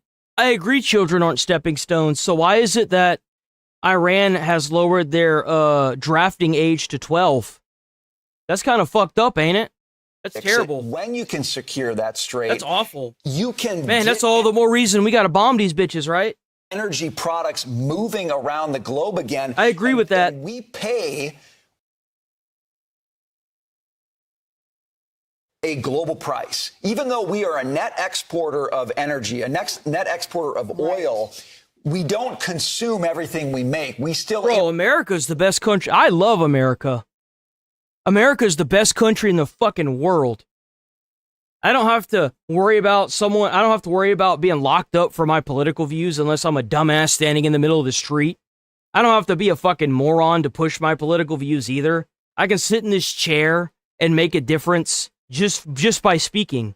I don't have to go out and try to intimidate a bunch of political opponents by standing in the middle of a fucking street, turning over cars with family members in it to prove a fucking point.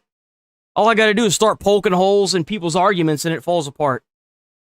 America's the best country in the world. I love my country. Everyone should love their country. Holdover of being a country that used to not be. And if you don't, then nobody's keeping you here. Get the fuck out. Energy independent, right? So that matters. But he is right. And you see little hints of this. When there are hints that things are progressing.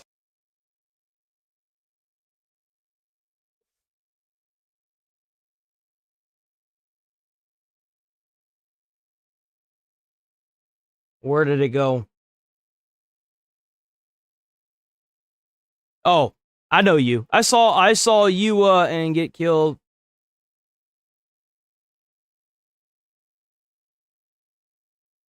Okay, you're fine.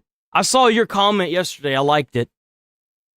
I think that so he brought up an interesting point of like we need to move out 3 generations of immigrants. I don't agree with that to an extent. I agree with a lot of it. I feel like if, for example, the Somalian culture, not a lot of them are like this.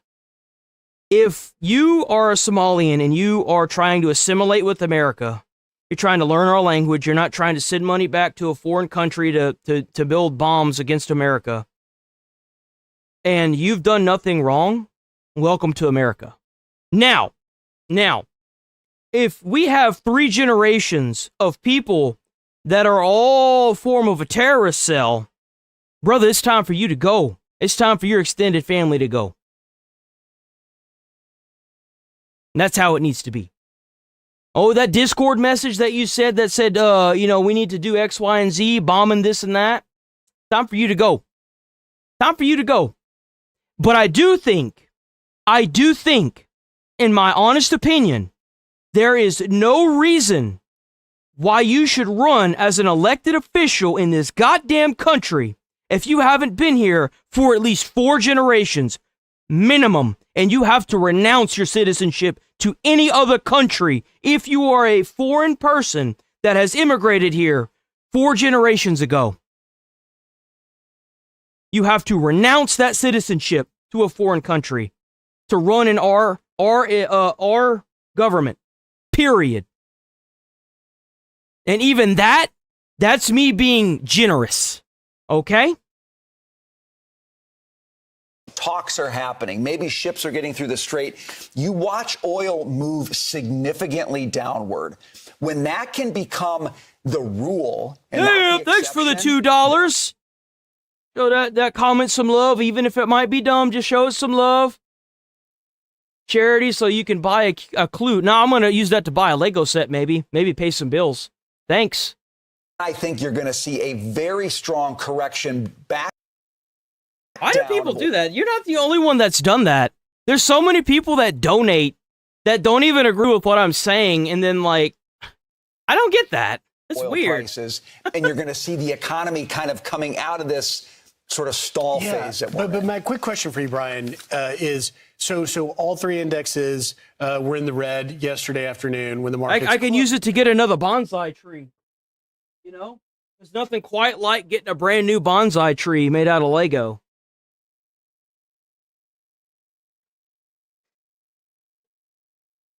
Yeah, big time. Which, by analysis, I'm reading was. By the way, if you're new here, sub to the channel, like the stream. It helps out with the views. Sub into the channel. We're here every single day, all 7 days, even tomorrow, 8 a.m. to 11:30. Please stick around. We do this every day. Reacting to this question about whether President Trump may send 10,000 troops, the market hear the rhetoric that the president wants to end it quickly, but yet then you see possible more large troops being sent in that area. Yeah, I'm gonna tell y'all right now, if you donate to this channel and you think that I'm gonna change some kind of view on anything, or if you donate and you expect me to react to a video, there's a good chance I'm still gonna say no. Just so y'all are aware. Like, I like, if you show up every day and then you drop a video in the Discord to expect me to react to it, and then you pressure me into reacting to it, there's a good chance I'm not going to react to it. Just so we're all aware. Like, I'm going to do what I want to do. Is the market just reacting to the uncertainty? It does. I mean, markets hate uncertainty. And if there's a sense that it could... thanks. Thanks for the $5 dono. It's a good thing I looked at that. I looked up when I did. Come on. What is going on? Why is it doing that? There it goes. I'm not even educating people. I'm hoping that a little bit of what I'm saying will pique their interest, and instead of expecting me to baby bird the proof into their fucking mouth, they'll go and look it up themselves and get informed themselves. Let me tell you something. If you're too stupid to get an ID, you don't need to vote. If you're too stupid to go look this information up yourself and make your own decision with your own critical thinking, we ain't got nothing to talk about, hoss. Let me tell you something. Don't take everything I say and use it as law. Take what I'm saying and go look it up yourself.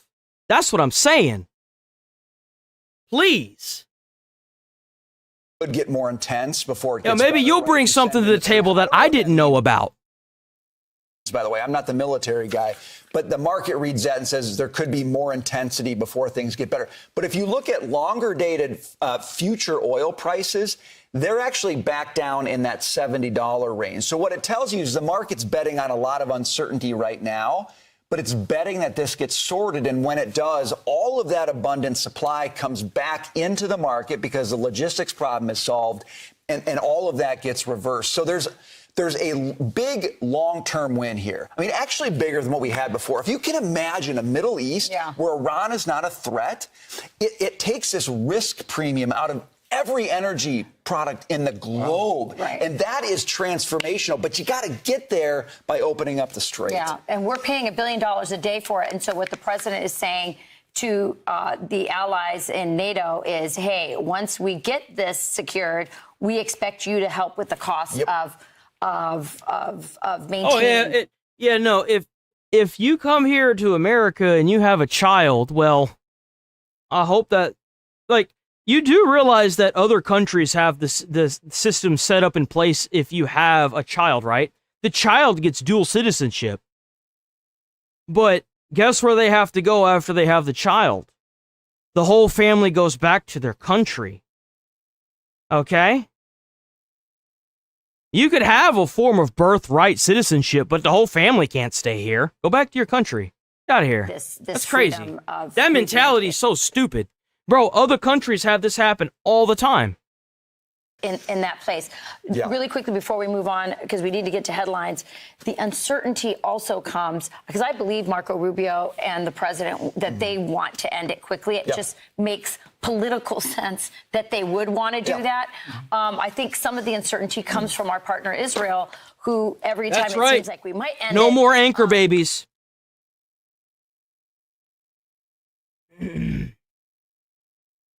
They do something that sort of expands. And so there's a little bit of uncertainty there because we're working with someone else.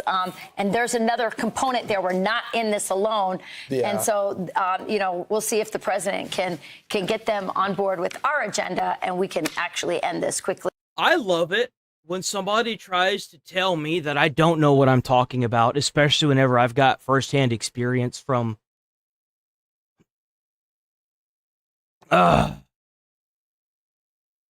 what other country's dumbass? So, my fiance, her dad's side of the family is from Romania.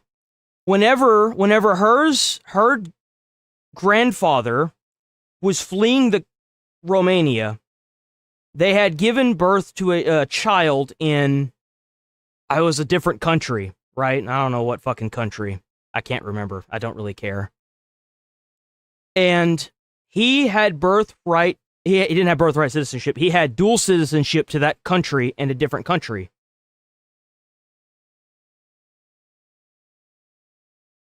And then they eventually moved to America. So he has 3 different citizenships to different countries. Like, it's crazy how many people think that you're stupid, but whenever you have firsthand experience, it's like, you like, is that all you have is just calling people names? You can't, like, go talk for a man who could care less about you, just rich people. Bro, I've been poor my whole fucking life. What do you want about? I'm still dirt poor. Shit, I just don't get these people. I was raised with most of my life not having any electricity and no fucking water. I firsthand know the system is broken because it failed me growing up. My mom had to tell me that Santa Claus didn't exist because she couldn't afford Christmas.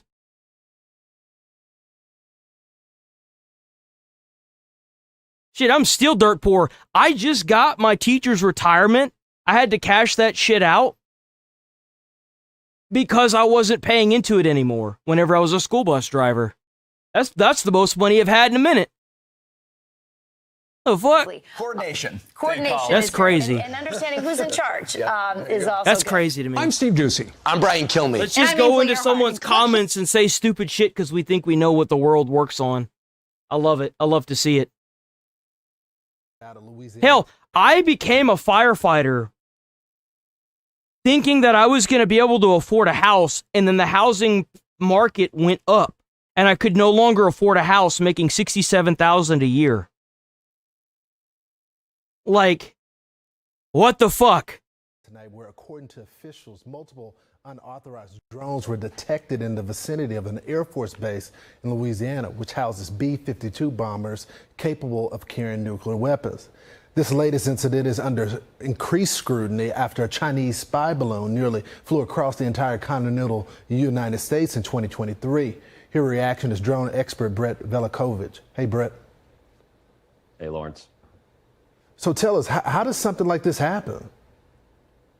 Well, unauthorized drone incursions over military installations have been rising for years, and all it's going to take is one single drone, Lawrence, to slip through our defenses and kill an American to cause massive... My mom is dead, and I told my dad at the age of 6 that I never wanted to see him again because he was an alcoholic drug abuser that would call me up every single fucking week and tell me that he wanted to come and pick me up over the weekend, and he'd never come. My mom died when I was 19, guy. I was in Texas that I had moved from Louisiana cow chopping to try and get through high school because my mom was an abusive piece of shit that pulled me out of middle school, and I had to get my own apartment because I was cow chopping around through high school. I had to walk to Sonic. I couldn't even afford or figure out how to get a fucking license. That's one of the reasons why I heavily agree with, if you can't get a license, then you really shouldn't vote. Like,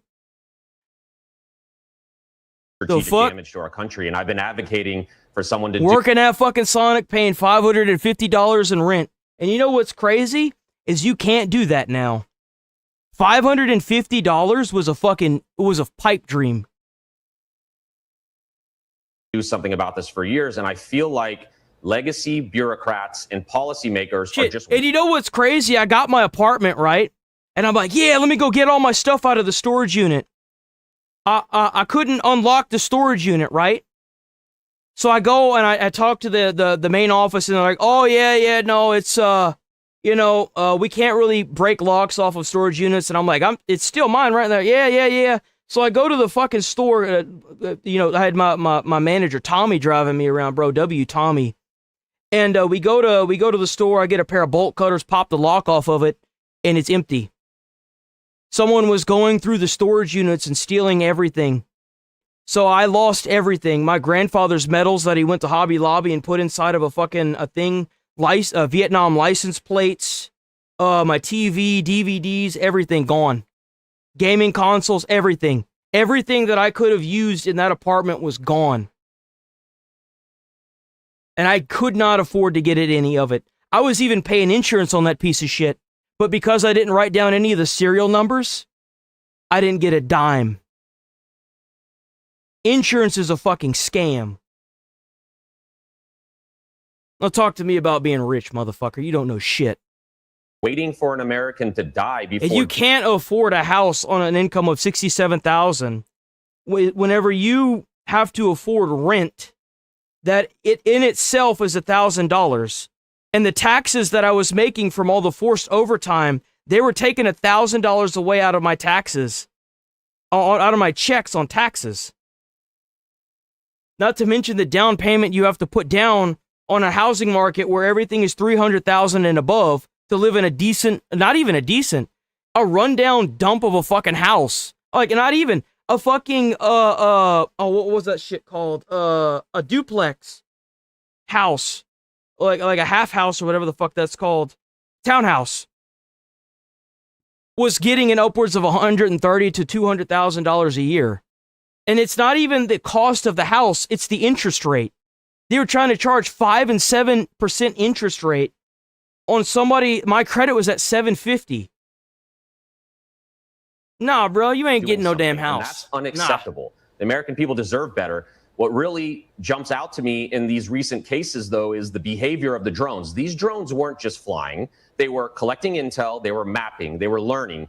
They reportedly entered and exited these base defenses in ways designed to avoid detection, like they were testing security forces and how they respond. That's not random. That's intelligence and reconnaissance doctrine. That's how I was trained. If this were happening overseas, we'd call it pre-operational surveillance. At home, we're still calling it mystery. And that's what really upsets me the most. The bigger issue here is something policymakers don't want to say out loud. Strategically, the offense-defense balance of warfare has flipped. You've got these cheap, scalable drones that are now outperforming billion-dollar defense infrastructure. A swarm that costs less than a pickup truck can force a lockdown of a strategic airbase and disrupt major operations. And that's not just a gap in our defenses, that's a paradigm shift. And it exposes the brutal truth that policymakers need to wake up and understand. We've built these beautiful, exquisite, high-cost platforms for a world where threats were very rare, they were very predictable. If an ICBM from North Korea was fired or a Russian MiG was dispatched from Moscow, we're going to know before the launch. But that's not the reality of today's primary threats. They are asymmetric. They aren't detected by traditional radar. Today's drone threats are cheap, constant. Well, that's why I know what the fuck I'm talking about. I know that our systems are failing us because I've been through it. Shit. I've been through the whole goddamn ringer. That's just adaptive, and they are. I think it's a beautiful thing when somebody that has no idea what somebody's been through in their life goes into their comments and says something stupid. I don't know, dude. It just irks me a type of way. The least you could do is be logical with what your comment is. Just attacking somebody's character because your ass is getting bombed in a foreign country, sounds like a you problem. Maybe you shouldn't be advocating for the death of Americans, motherfucker. Fix it fast. We're gonna move on from this here one. After we did.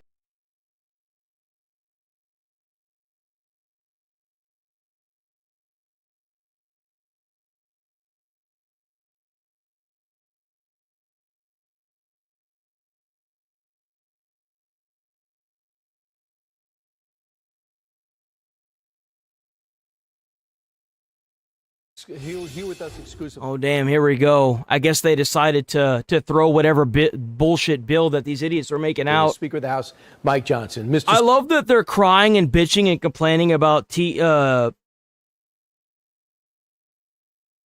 THS, but they want to defund the DOJ, which is the Department of Homeland Security. Oh, the DHS, I'm sorry. And the thing is that TSA ties into the Department of Homeland Security. So if you cave to the Democrats' demands, you get long lines because they're going to defund they're going to defund TSA. And if you don't give in to their demands, they're gonna that part of the government is shut down currently, and there's still long lines. Yet whenever you see ICE videos of them going helping out TSA, there's nobody in the airports. A lot of conflicting information here, huh? Speaker, what really ticked you off about what was handed to you this morning?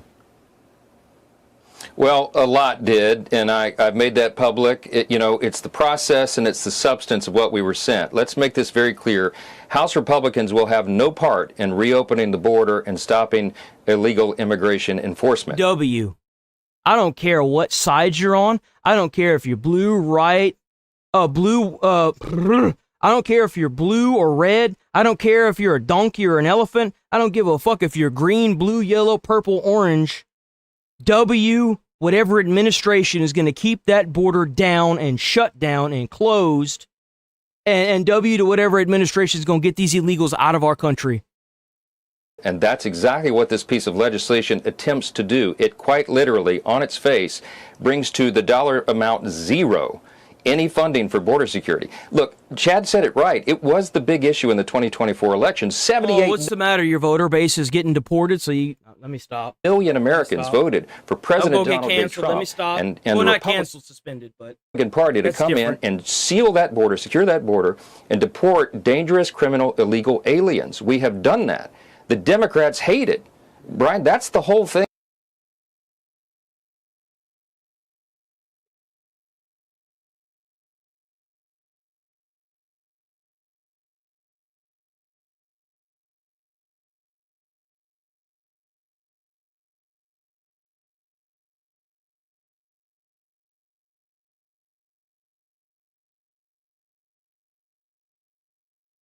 You an American? Alaskan match one? You an American? What third world are you from? You from a third world? Better not be Iranian.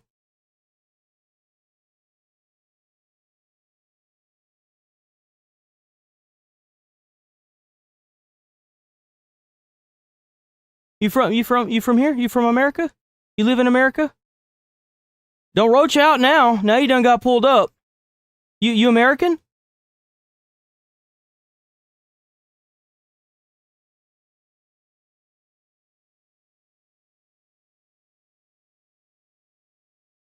What, nothing?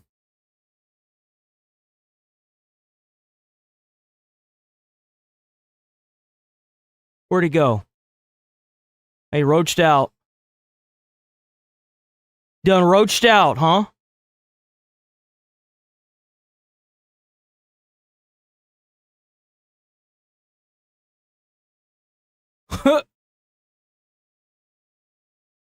Don't you just love it? Thing here. They Don't want you just the love border it? reopened, and they want to protect dangerous, criminal, illegal aliens over American citizens. We can have no part of that. Right. I'm not trying to roll the Senate. I would just correct what Chad said there, just in one way. We're not trying to roll the Senate. We're trying to do the obvious, common sense, moral thing. No, guys, you don't understand. Iran has those missiles that you've never seen before that are going to magically appear.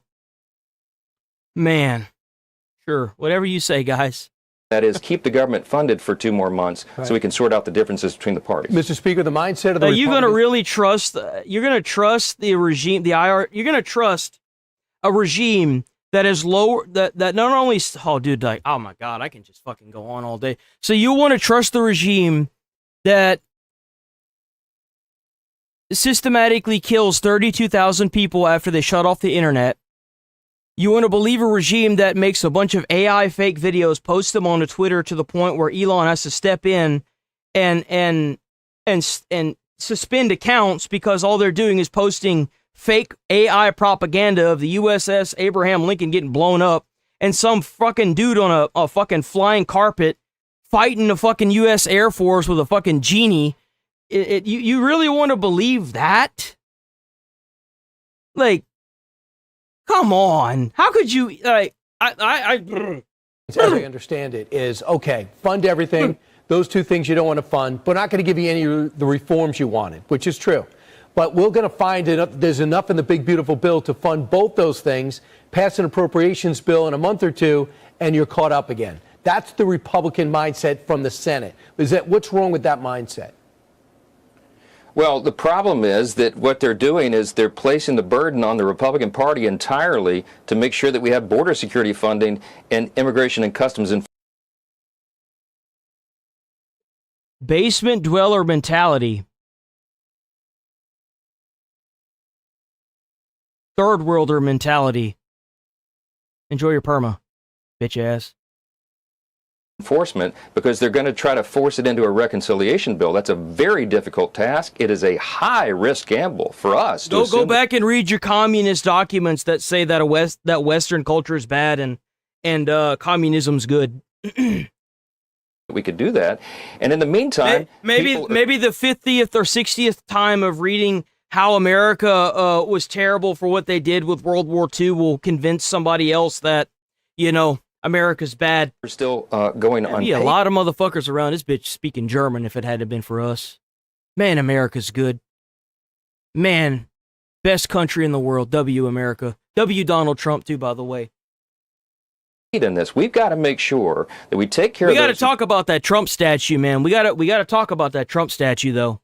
Take care of ourselves. The Democrats have always been about defunding the police, and that's what they're doing. Customs and Border Patrol, just by one example, that they're not funding here. It's the largest law enforcement agency in America. They keep the borders safe. They protect us from bio threats and terrorists. All sorts of things. They're being unfunded and they're being mistreated. I'll say this, the President Trump, with his great leadership, has stood up to make sure TSA agents are paid immediately. We'll take care of the lines at the airports, but we've got to do the right... You do realize that Donald Trump, during the government shutdown this past year, not last year, was able to pay the military using a third party? Out of it, like, he used his own, like, phone book to make sure the military got paid. I like it. Man, you may not like him, but damn, is it hard to hate him, huh? But if you still find a way to hate him after he's blowing up terrorists that are making the drafting age to 12, you know, maybe you shouldn't. Maybe you just shouldn't try to convert these people. Maybe you should just let natural selection take its course, huh? And we have to have border security and immigration enforcement. It's essential. So your plan now is what? What's the House going to do? Well, in a couple of hours, a little after 10 p.m. tonight, we will pass the clean continuing resolution. Very important, Brian. No partisan gimmicks or tricks here. We didn't add things to it. Just a clean continuation of funding for Department of Homeland Security, 10 agencies beneath it. All those agencies keep Americans safe to make sure we can stay on track. And in those 8 weeks, we will figure this out with Democrats and figure out a couple of reforms or whatever they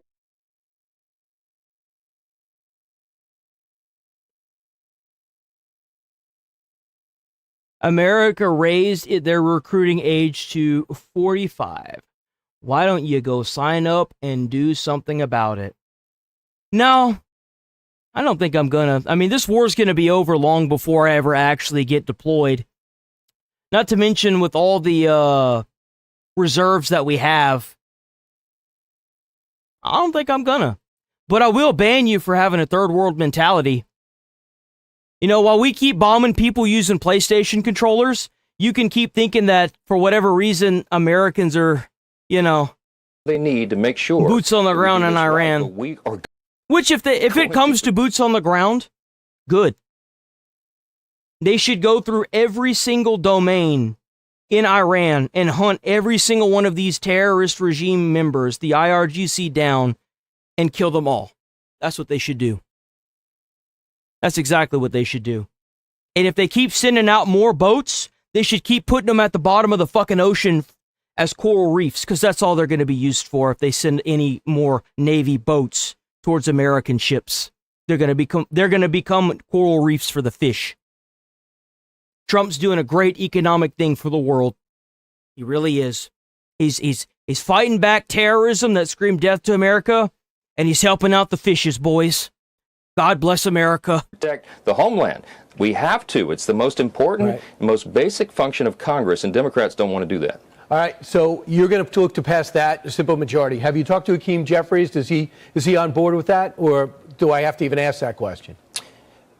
Well, I would assume, I certainly hope that some Democrats come along with us tonight. I'm assuming that they will vote no because, again, they... Any defunding of the Department of Homeland Security, anybody advocating for the defunding of the Department of Homeland Security needs to be under thorough FBI and CIA investigation. They need to be pulled out of Congress, and they need to be charged with fucking treason.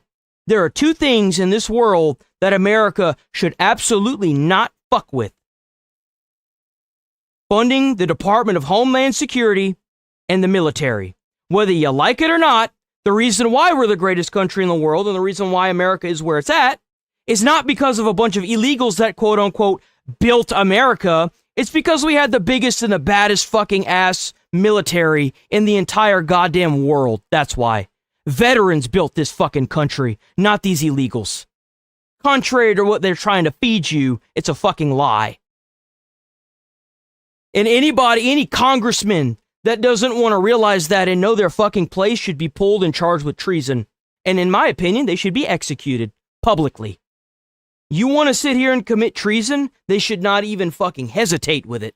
Don't even hesitate with it. For open borders, and they don't want enforcement. They would keep those departments completely unfunded, and that's what they've demonstrated by their actions and their antics in the Congress. Their actions speak for themselves. The upcoming election, Brian, is a contrast for America between common sense and crazy. And the Democrats give us new exhibits and illustrations every single day of how crazy their policies are, and frankly, how dangerous. Mr. Speaker, so give us funding the Department of Homeland Security is a massive threat to the homeland. That means that these people have gotten confident enough in their seats, now that they've moved up from their little third world country, that they're able to sit here and try to defund our Department of Homeland Security. That is a massive problem. Mechanics of it. So you guys would pass this with a majority and a CR for 60 days. Then you hand it over to the Senate. What does the Senate do with that, and when do they look at it? I heard they left town. I love that. I love to see that. I love it whenever there are decisions that will alter American lives, and the people that need to make those decisions on whether something will pass are on fucking vacation. I love that. I love, isn't it? It's like we've got a war ravaging on in Iran, and now we're just sending senators on vacation while we have a bill that can determine if we can keep Homeland Security or not. Like, what are we doing? What the fuck are we doing? Hello? But they want to sit there and tell you how you should think and feel as an American. Fuck you. Well, a lot of them did leave town, but what will happen is they go back into session. There's a pro forma session on Monday morning, as Chad was explaining, and anybody can make a UC, unanimous consent request, and Leader Thune, they will do that. I talked with them today, and they will hope that it can be passed. If no one objects, then it automatically happens. They don't even have to fly back in town to do that. We take care of the homeland. We take care of those who are serving and sacrificially serving our country, and we do the right thing. And then the parties can haggle over the next few weeks about the details of what remains in Homeland Security. We pray and hope that they'll do that, Brian. There's so much at stake here. Yeah, excuse my naivety. Bro, I ain't even gonna lie. I'm not gonna ban this person because I think it's kind of funny. That shit's kind of funny, bro. Willy Wonka wants his Oompa Loompa back. That's kind of funny. Look, you can't... I don't know if you're talking about me or the Tangerine Warlord, Donald Trump. I don't know who you're talking about. But as long as you keep making funny fucking jokes, and as long as they're funny, you can stay, okay? That's the deal. They have to be funny. They have to be funny. Yeah, I'm not like Chad and like you, like an encyclopedia with this. But so you bring it over to the Senate, and you'll say, I need one person to accept it. But if a Democrat shows up and says, I don't accept it, we're back to ground zero, right?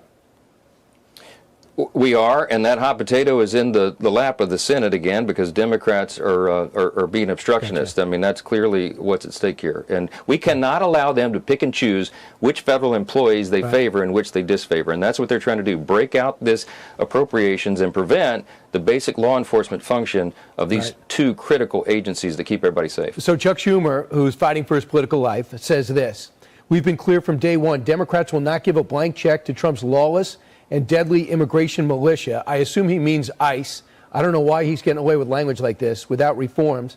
A 60-day CR that locks in the status quo is dead. I saw an article a couple days ago, or yesterday or whenever, that said that ICE admitted to falsifying documents to make arrests.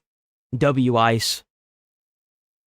That's what happens whenever you don't give these men records in your state, and you just expect them to know where the last time these people were. I don't care. Get them out. If you're illegal and they catch you, like, that's one of the things that I don't think a lot of people understand. If you ain't got nothing to hide, then why are you so combative with them?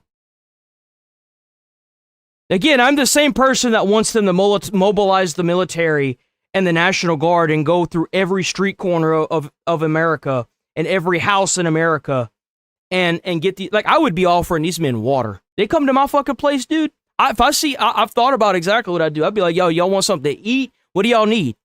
Y'all want water? What do y'all want? Y'all need to come in and check the crib out? Sure, go for it, man. I don't give a fuck. We got some games. You want to do 2v2? Like, these people are patriots, man. What are y'all doing? You trying to push back on military officials, FBI agents, and police officers acting like you're for Americans? The minute I hear defund the police, I immediately think to myself, anybody advocating for that and anybody that thinks that's good for their community is brain dead and they shouldn't be allowed to vote, period. You're stupid. You're too dumb for your ability to vote to be like a thing. Like, you shouldn't be allowed to vote. That you should go to the ballot box and they should have like a questionnaire, and one of the questions should be, if you agree with defunding the police, there should be like a shredder underneath it, and whenever you walk out and you hear the shredder going and then you walk out, you should get a sticker that says, "I attempted to vote." That's what you deserve. And you should be forced to wear that on your shirt. It should adhere to the shirt like it's glue. Like 100%. You get your participation award. Now go away. Rival in the Senate, and Republicans know it. This is the nonsense that has made Chuck Schumer, politically speaking, a dead leader walking. Okay, I mean that's the reason he's in jeopardy. They have the lowest public approval rating in the history of polling. They're negative. And I love that they're trying to blame everybody but their own fucking people.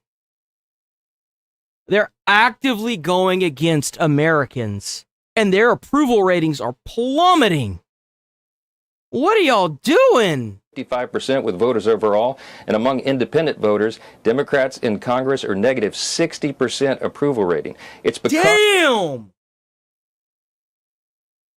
bro. If you negative 60, I'm sorry, if you negative 60% approval, you just need to go to jail. Like, just go to jail. Just go away. Against public opinion. Everybody understands the necessity of border security. Bro, they are so lost in the sauce, it's not even funny. These Democrats want that border open wide again. That's what they did for 4 years under Biden and Harris, and that's what they would do again. That's what their bill that they sent to us last night literally does. I want everybody to Google it. Look at page 2. The section 4, when it explains in layman's terms what's in the bill, it literally says we will give $0 to Customs and Border Patrol and Immigration and Customs Enforcement. We can't do that. Right. And I think it's important. You already spoke to President Trump, I know. But I think people should know at home that TSA agents are getting paid, but the people in the back offices, support staff, are not getting paid. And they're not getting paid.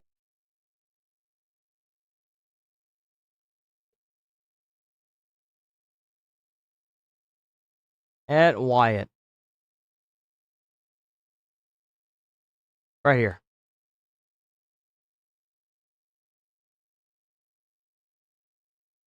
is too scared to talk to me. Not a single 3-letter agency you're currently glazing gives a single fuck about you and your other citizen, any other citizen. We should all be disgusted with how our government treats us. I pray you keep thinking. Let's see. Hold on. There's probably a fucking laundry list here, isn't there? God damn it.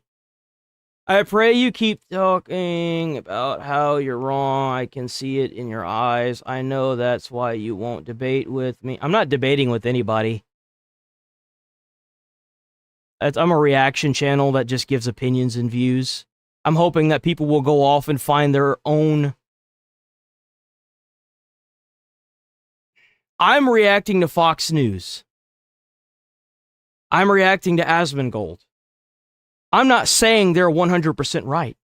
I am using my critical thinking skills to come to a conclusion based on everything that I've seen. And anytime that I pull somebody up and ask them where they get their opinions from, usually they roach the fuck out. But by all means, if you know something I don't, let me know so I can cover it. Is there something that you're going to tell me that's going to change my view?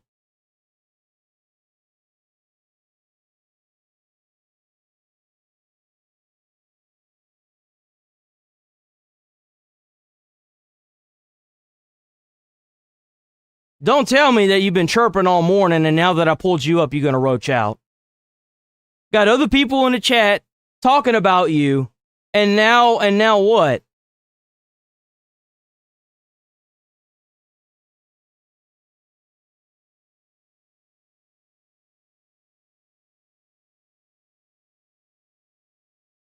You know why?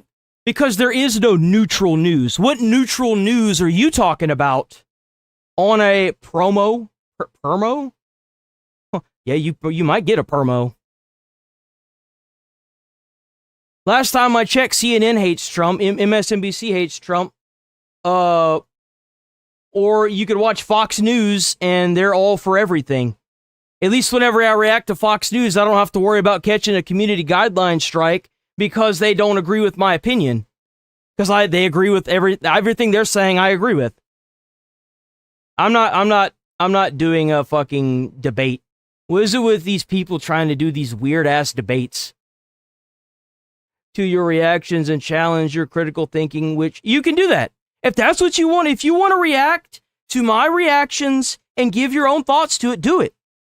That's what it's like being in America. W American using your American right. I don't care. I don't want to debate people. I don't like talking to people. Like, I don't want to do that. I'm the same way. I'm almost a fucking exactly like Asmongold did. I don't like going out. I don't like doing shit. I don't like talking to people. I don't like doing that. If you want to grab all my videos and do a reaction of a reaction of reaction and put like 7 cameras on there from fucking 7 other people, I don't care. Do it. You'll never have to worry about me striking your shit because I don't agree with that. Go for it, man. Do whatever you want.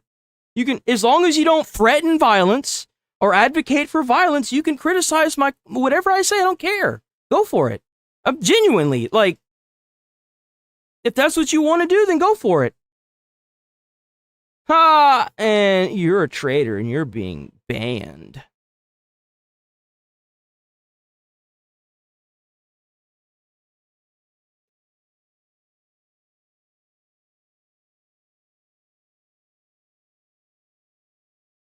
Like that's my only thing. Just don't advocate for violence on either side.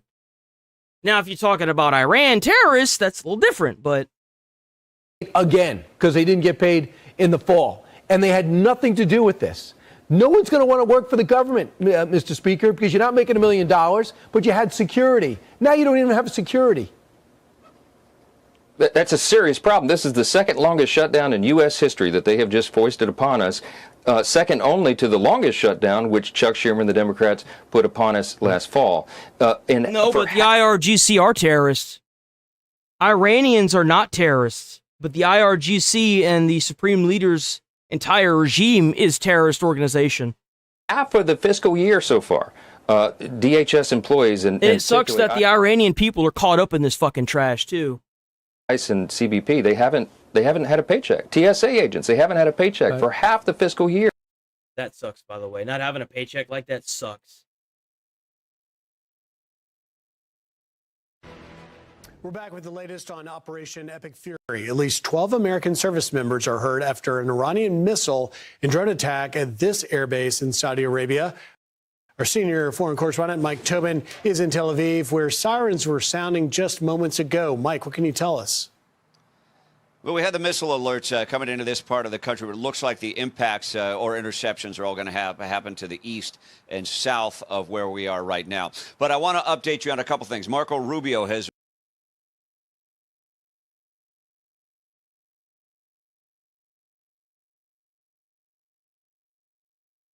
For someone who uses critical thinking, you sure don't think critically. Oh, fuck?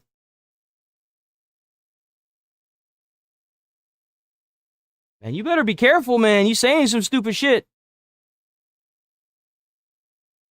Oh, this must be a third worlder. I'm just going to perma you. I'm just going to perma you. You're somebody that's just a generational disagreeer. I'm just going to reportedly told I don't even want to deal with that. Ministers, that this war is going to go longer than if you want to see me fighting all that nonsense, pull up prior streams. I've pulled up so many people that are like, but America started it. I've given my opinion on that. Go watch the fucking streams. I've done so many fucking comments like that. It's the same shit. It's like you delete them and they just keep respawning. I don't get it. President projected. Axios is reporting through anonymous sources that the U.S. Secretary... It's so tiring and mentally draining to have to sit there and go through the same thing over and over, and it's always the same mentality, too.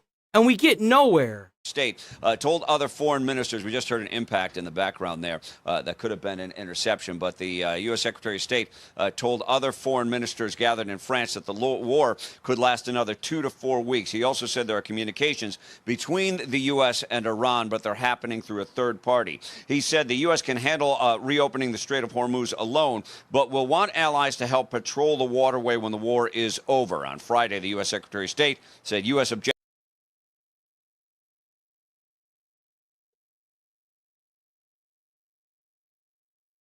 Just so you're aware, I'm going to ban you. I'm 31 years old. I was a firefighter. I've saved people's lives. I was a United States Postal Service driver. I was a rural carrier. I've been a school bus driver. What have you done for your community in America that makes you think that you can sit here and actively disagree with America? Have you ran into burning buildings? Have you saved people's lives? Have you served in the military? What have you done for your community besides sit behind a camera and try to pick at somebody that wants nothing to do with you? It sounds to me like you need to find some better content.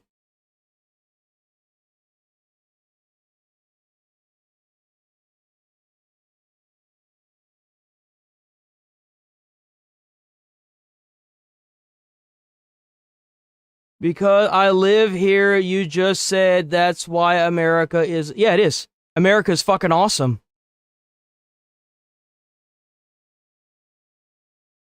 It's an amazing place. It's because of America and our veterans that built this country that you can sit here in my chat and have an opposing political view. I told you not to say stupid shit. Don't call people names. You ain't got to do that.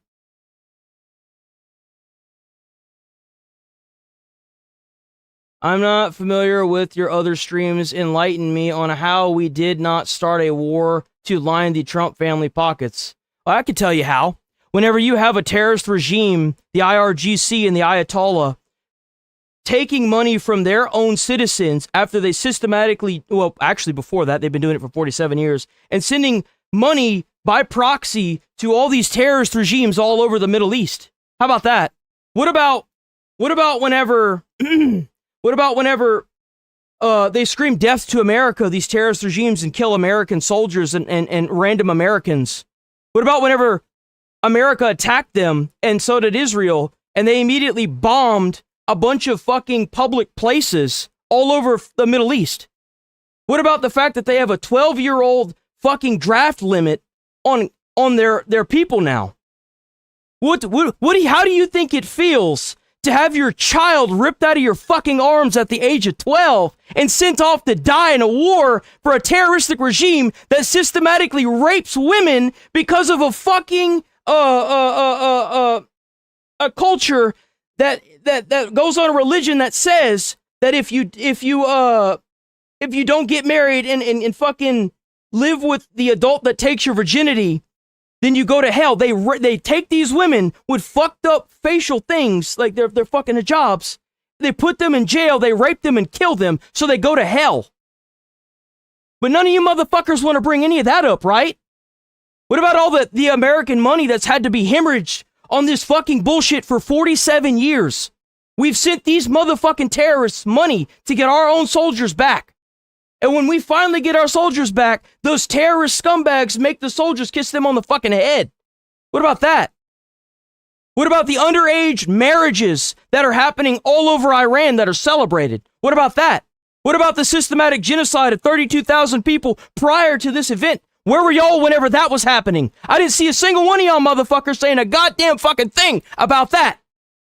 They had to turn off the internet because people were riding around on ATVs and vehicles, mowing down crowds of peaceful protesters, scribbling Trump's names on the wall. Where were y'all then?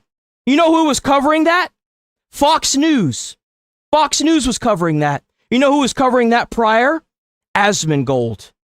Because he had Iranian people in his comments. That's why. Where were y'all when they needed help? They're all dead now. Now you act like you care? Bro, I don't give a fuck what you think. All I know is that you getting this ban because you calling me a boy. And if you don't like it, cry about it. Too bad. There's your debate, bitch ass. Objectives in Iran are being met. Here, I got something specifically for that. I got something specifically for that mentality that would rather die on an ideology hill than do the right thing. Here, I've got this video specifically for that mentality. You get no sympathy from me when you advocate for underage fucking soldiers, brother. You get nothing. I got something just for you.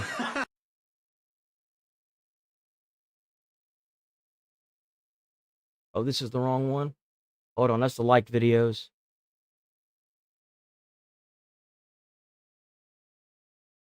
Right here.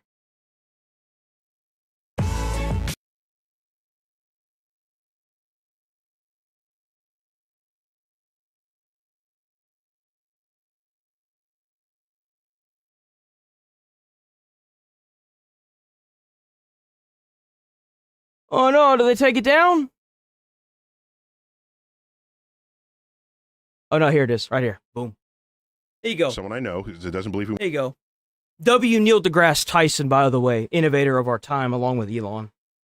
Went to the moon. So I said, what kind of evidence would convince you? He said, images of the landing site of the Apollo missions. So I said, okay, here's a website where we sent an orbiter to the moon so that it was close enough, because ground-based telescopes, they don't have the resolution to see the landing sites. But if you get close enough to the moon, you can. It photographed the entire surface of the moon, and there were the landing sites, and you saw the rover tracks, the base for the lunar module. That night, he went home and found it. Then he came back and says, NASA could have faked that. Well, I'm done with you. We have no more to talk about. Because he's not ready to be convinced. There you go. There you go. Problem solved. There you go. When we are done, Iran was already weak. When we are done with them here in the next couple weeks, they will be weaker than they've been in recent. By the way, sub to the channel, like the channel. We're here every day. I'm not going anywhere. And if, for whatever reason, I do catch any kind of weird stuff on YouTube, I also stream every day to Twitch, Kick, and Rumble. I do all the editing for this channel myself. And I upload to TikTok, Instagram, Twitter, and Rumble and YouTube Shorts. So if you ever miss anything, that's okay. The streams are always up, and if they're not on YouTube, they're on every other platform. And they will not be able to hide behind those weapons. So please sub to the channel and keep watching, boys, because we do this every day. Out and get a nuclear weapon, which would be crazy. 12 U.S. service members are injured, 2 of them seriously. This after an Iranian attack on the U.S. Prince Sultan Air Base in Saudi Arabia. A KC-135 mid-air refueler was hit and caught on fire. The attack involved drones and missiles from Iran. The Houthis are off the sidelines. For the first time in this stage of the war, the Houthis have fired at Israel. Israel intercepted a missile headed in the direction of their nuclear research facility in southern Israel. That area was struck by 2 Iranian missiles last week. 2 ballistic missiles with 1,000-pound warheads got through the air defenses. They struck residential areas in the towns Arad and Dimona. Almost 200 people were injured. The nuclear research facility was not impacted. We did hear what just sounds like it was another interception in this general area. And we know with this latest missile attack, there were a number of targets all over the nation of Israel. I just love that people get down in the comments and they're like, America's not the best country in the world. If you're in the UK and you say something bad about a political person that doesn't even advocate for death or violence, you have the police knocking at your door and arresting you. You realize that in the UK, they're being invaded by all those illegals that are raping their people, and they're not getting arrested, but the minute you make a post about how it's a problem, you get arrested. You understand that having an opposing political view in this country is what, and not being arrested or killed, like what happens in Iran or China or Russia, is what makes this the best country in the world. These people don't care about their ideology. They want death to Western culture. That's what they want. You're never going to say anything to these people that are going to make them want to change their viewpoint, because they don't care about a viewpoint. They want to end Western culture. And it blows my mind that a trans person, or for that matter, a person of color, thinks that, and this has happened quite a bit only with the people that are like cuckoo, is that they think that every other culture in the world is going to put up with them getting misgendered in a GameStop and then trying to break the stuff. And you know what happens in Iran? If it comes to find out that you're either gay or you're some other, like, anything, they kill you. They kill you. That's what they do. Like, it is the best country in the world. It's because of the privilege you've been given, that you can sit in that chair on an opposing side and have a disagreement. Because any other country, they would round you up and actually kill you. In this latest attack, and we know that at least one missile was headed in the direction of southern Israel, where the Negev nuclear research facility is located. No word right now on any impact or any injuries. Guys, back to you. All right, Mike Tubman, live for us in Tel Aviv. Mike, thank you very much. And if you want my opinion, I don't think we put enough in military. I think we should give them more, along with the ICE. And ICE needs to be even more aggressive. Meanwhile, the Pentagon reportedly considering deploying 10,000 more troops to the Middle East after President Trump puts a pause on the strikes against Iran's main energy infrastructures while signaling that the end is near. Listen. We have another 3,554 targets left, and that'll be done pretty quickly. And then, at some point, we're going to have to determine what we do. But they've never seen anything like it. So I think we have regime change already, but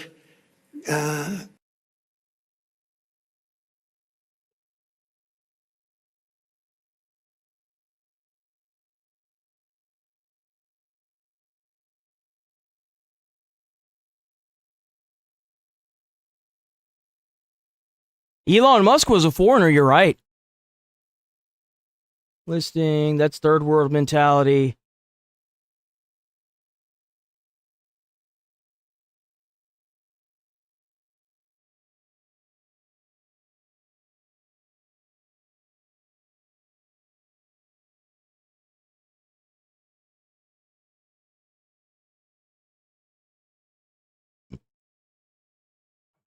Huh?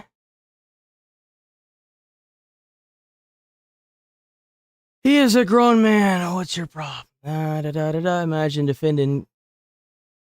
What the fuck, dude? You can't. Don't say that. Yeah, it wouldn't take much. At some point, we'll be leaving. We just don't want to do it. That's the reason why we're dragging our feet. We don't want to put boots on the ground. That's honestly what's going on. We just don't want to do it. So I still think that Trump should just get the courage to do it, honestly.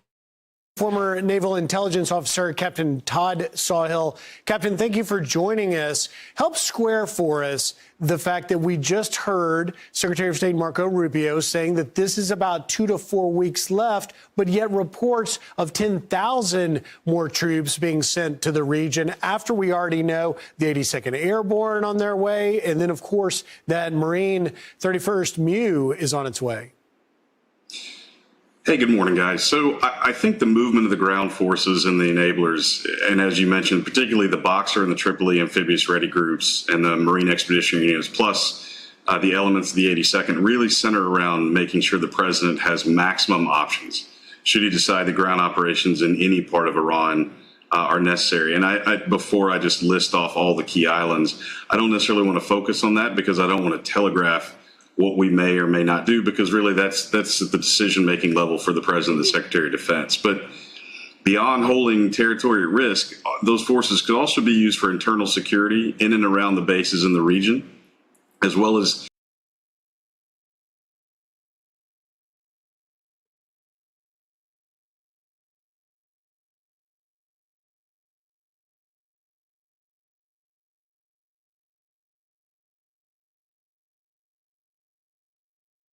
Why are you watching state regime media?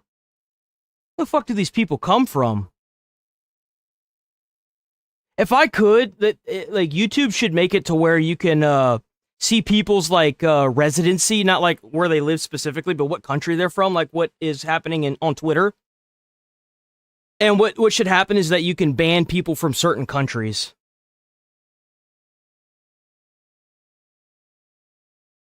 Trent guy looks cool. I am compared. Where did I see that guy? There was somebody else. There was somebody else that I wanted to pull up. Didn't Trump say we weren't going to war? Must be Middle Eastern people. It has to be, dude. It has to be. Crater been to boot camp. Have you, content creator, been to boot camp? I have, actually. Whenever you go to college to be a firefighter, it's paramilitary. So they put you through boot camp. It sucks. But at least I'm not a third worlder. You need deported. Oh, God. Oh, here we go.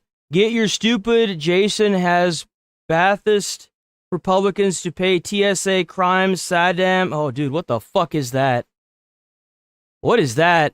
Saddam Hassan Trump? What the fuck are you even saying, guy? Holy shit. He pale. Did I hear that right? Powder happy, he pale. Did I hear that right? Oh, yeah, no. It is. It's my freedom. That's the best part about it. You see, we live in a free country, but on this channel, when you make dumbass comments, I turn it into a dictatorship. And if you don't like it, cry about it, because there's nothing you can do about it. potentially rage for the nuclear material should President determine that's the only way to retrieve it, because we're currently at such loggerheads on the conditions for cessation between the U.S. and Iran. So ultimately, it's all about options as we continue to really set I ain't going nowhere. We here every day now. This is my first weekend going back to streaming on the weekend. I'm going to keep doing it too. We're going to be sub to the channel, like the streams, do all that good stuff. Every little bit helps, y'all. Hit that membership up. We got a channel membership. You don't have to hit it up, but if you do, massive W. Conditions. All you got to do is show up, and if you're too scared to sub and like the channel, don't feel bad. Just show up and keep watching. I know what it's like to be alienated by friends and family because of a political viewpoint. It's okay. Don't feel bad. It's okay. The missile, drone, and air-to-ground forces that have been significantly degraded over the last 3 weeks. Just Captain, keep in mind, while they're threatening you and alienating you and making you feel like shit, there's a lot of people that think like you do. And that's the reason why Trump won the silent majority. And that's why, unfortunately, I never thought I'd say this, the Republicans will keep winning the silent majority because they're basing their policies on things that Americans want. I say that because my philosophy growing up and my mom's philosophy was, we'll never be rich enough to vote Republican. Now it seems to be flipped, which is crazy to think. You really put your finger on an important point, and that is the loggerhead. We can show you the comparison of what the U.S. It was either we're too poor to vote Republican or we're not rich enough to vote Republican. That was what we would always say. Versus what Iran is trying to say. Now, the U.S., of course, wants dismantlement of Iran's entire nuclear program and facilities, zero nuclear enrichment, missile constraints, and, of course, the Strait of Hormuz must have free passage. They want an end to Iran's proxy support. That's like the Houthis, Hezbollah, and Hamas. Now, Iran, on the flip side, wants guaranteed no further attacks, full sanctions, relief, war compensation. No. Fuck no. Bomb the shit out of them. Turn their fucking bases into glass. Fuck no. No. Payment system for the Strait of Hormuz, which would give them more control, by the way, than they already have. Last time I checked, that is not a how the fuck did he say that? It was a unconditional surrender. That doesn't seem like an unconditional surrender. Drop bigger bombs. Clearly, the message isn't getting through. In removal of regional U.S. bases, it doesn't appear in any scenario that an agreement's going to come over this. As of right now, I think their goals are almost mutually exclusive. We've made it really clear that we want stability, no nuclear capability whatsoever, and an end to their power projection capability that holds both our forces and the GCC partners at risk. That's right. Total victory and annihilation of this regime is the only outcome we should be seeking from this. Period. Anything less than that is a failure and a waste of fucking time. Trump, don't let me down. Don't you do it. Has made it clear that they're going for regime change to the maximum extent, but they have their front that's now open in Lebanon. And we're at odds on how to make that end as well. Iran seems to be fighting, like I had mentioned. Not? Game and Wave's really not popping up on their Rumble, huh? That's kind of crazy. I hate it whenever my headphones hit the microphone. Sorry about that, y'all. It should be Game and Wade. I don't know. If it's not popping up, then that means they probably already got my ass shadow banned. I did just make the account as well, though. I made it like not even 2 weeks ago. So it could be that as well. I'm not sure what's going on with that. That's weird. Damn, that bitch really had 114. I'm going to have to stream more often on the weekend. In a previous interview, a total war. They're completely committed to this while we're still in certain cases limited. And if you look at what's happened over the last 48 hours, the death of someone like Admiral Ali Reza Tangsiri, he's no Soleimani. They have got a very next man up. I know, right? Dude, some of the shit that Infidel says, dude, I'd be over here. I'd just be grinning up a storm when I was like, dude, you got to stick around. He's funny. That man is funny, man. Attitude about this. So they are going to look at opportunities to exercise asymmetric warfare. We've already seen increase in cyber. Their proxies may get pulled in, as just referenced from Israel. The Houthis appear to have entered the fight over the last 24 hours, and they've been quiet until now. And that adds another dimension with what they could do with Bab el-Mandeb. Yeah, that's right. Big surprise, the fucking terrorist regime is helping out a civilization of, not a civilization, a group of people that have occupied a country and are sending all of their money towards terrorist regimes. Wow. That's crazy. Who would have thought that? Man, damn, news to me. Deb is an issue that we may be talking about. We'll see what happens. Captain. Oh, but they're not linked. They're not linked by proxy. Iran would never do that. No! Oh! Bro, get the fuck out of here. Acting like I'm stupid. Sawhill, thank you If very that's much. the case, then why are they helping them? Dun, da, da, da. For your insight. Thanks, guys. Still being validated to this day.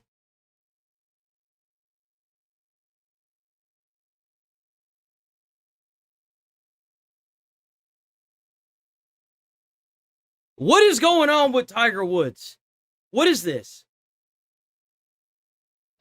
Our DUI investigators came to the scene here, and Mr. Woods did exemplify signs of impairment. Mr. Woods did a breathalyzer test, blew triple zeros, but when it came time for us to ask for a urinalysis test, he refused, and so he's been charged with DUI. With Damn, so I guess he, okay. So it wasn't alcohol, it was some form of drug? Damage and refusal. Bro just can't stay on the straight path, huh? To submit to a lawful test. They believed from on scene that he was not impaired on alcohol. They believed it was some type of medication or drug.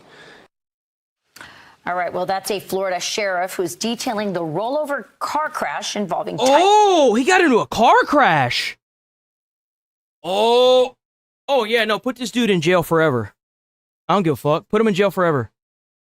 You get behind the wheel and you roll over. Just imagine if he had hit a family and killed them. Nah, dude, put this motherfucker in jail forever. Nah, absolutely not. Zero tolerance. Jail forever. It's the latest. Work camps for all. String of troubling incidents for the golf legend over the last 16 years. You get a prison sentence, and you get a prison sentence, and you get a prison sentence. Everyone gets a fucking prison sentence that does something illegal. Former PGA golfer Mark Lyde joins us now to react. Mark, good to see you this morning. It's crazy to me how some of these people try to defend these people that do this bad shit. I'm 31 years old. I've never been arrested. Bro. How's it? You know what a cheat code to life is? Stop breaking the fucking law. If somebody with a gun, like a police officer, or for that matter, a criminal, tells you to get out of the car, maybe you should just get the fuck out of the car. It's like no self-preservation whatsoever. A tragic situation on one hand. On the other hand, a repeated situation. How do you read this, especially in relation to Tiger's role with professional golf and kind of the way that he's held up by so many? Well, it's just a weird situation to me. I think that it's a damn good thing that the legalization of marijuana is coming around. It's healthier. I mean, it's better than smoking cigarettes and drinking alcohol. I mean, let's be honest here. Like, out of all the things that you could be doing, marijuana is probably the safest one out of those two. I think it's a damn good thing that marijuana has become legalized. But the people that broke the law whenever it was illegal should stay in prison. You know why? Because they broke the fucking law. At the end of the day, it may be legal now, but it wasn't illegal whenever you decided to go out and break the law. Sucks to suck. Maybe don't break the law. Don't break the law, and then you could have become a billionaire by opening up a fucking dispensary, but instead you decided to break the law. So, like the tour for 20 years and been broadcasting for 25.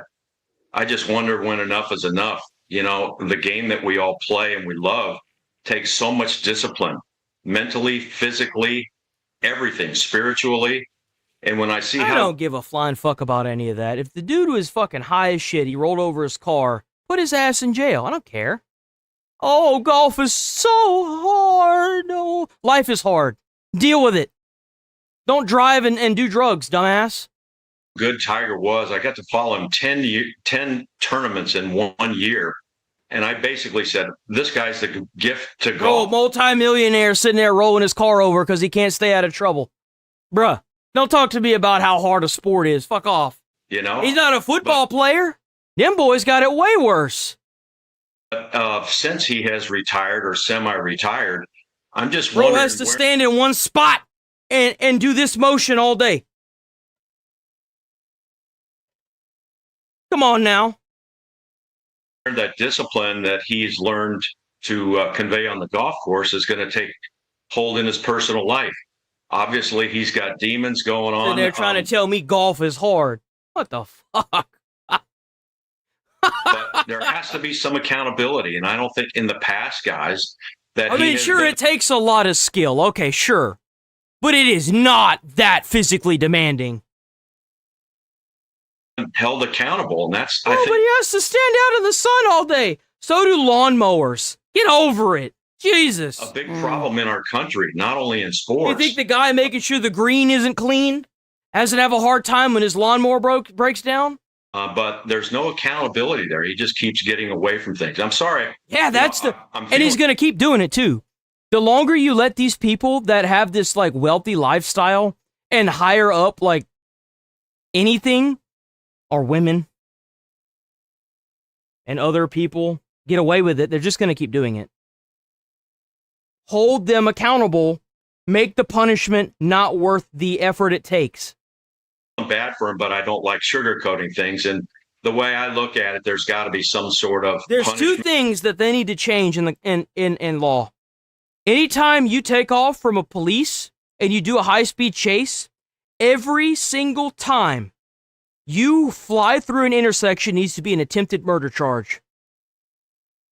And it's the same thing with alcohol or drug use, DUI, whenever you're under the influence and a cop sees you going through an intersection and they find out that you blew a breathalyzer that showed that you were drunk or that you took drugs and they figure that out, immediate, instantaneous attempted murder charge for each intersection they catch you going through too.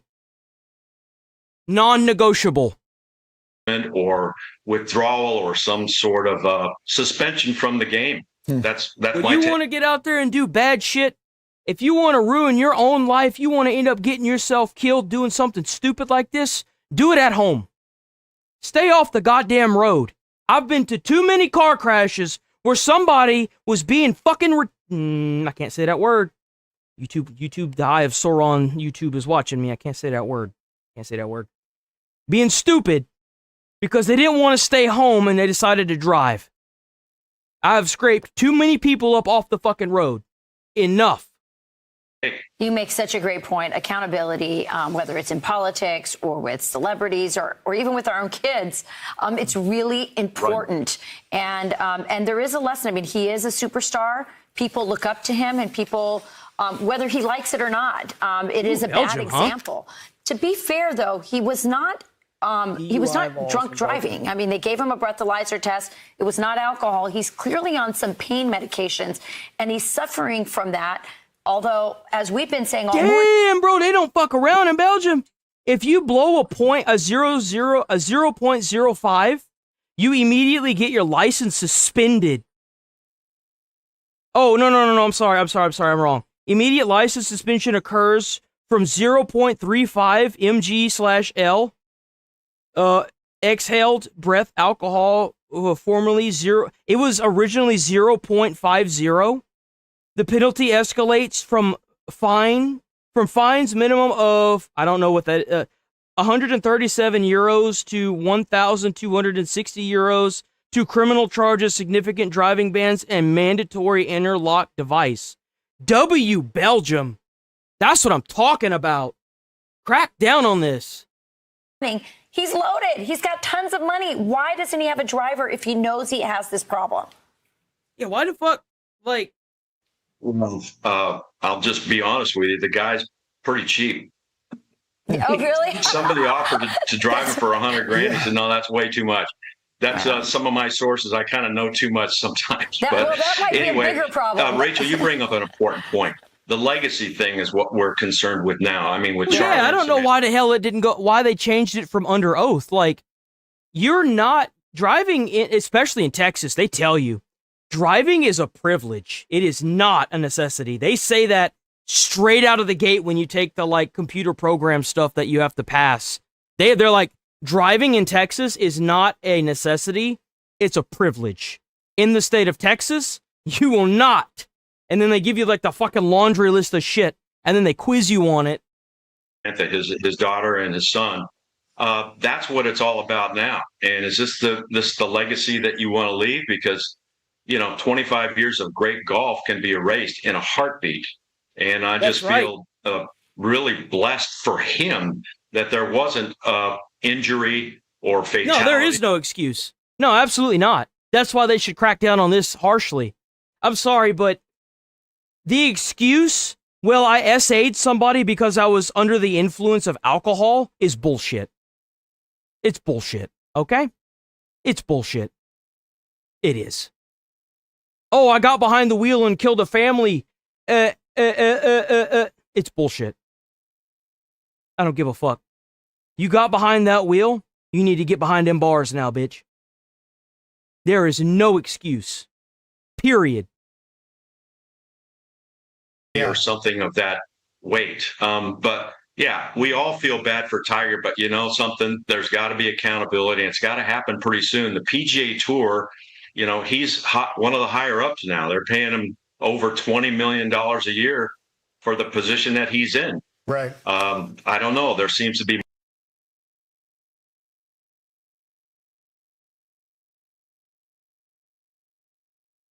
Hold on. I gotta let the chat catch up. Yeah, let the chat. Gotta let the chat catch up. Hold on. Hold on. Hold on. We got an original thinker in chat. Hold on. Just a shit driver of Villas.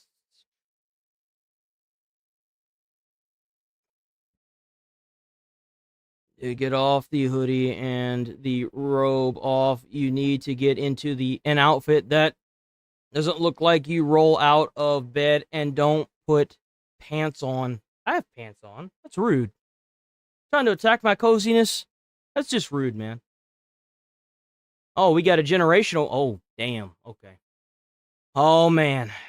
What's crazy is because that wasn't even the guy I was trying to find. You getting away right now. Keep saying stupid shit, you might get it. Boy, go work out, son. He ran off. Where'd that guy go?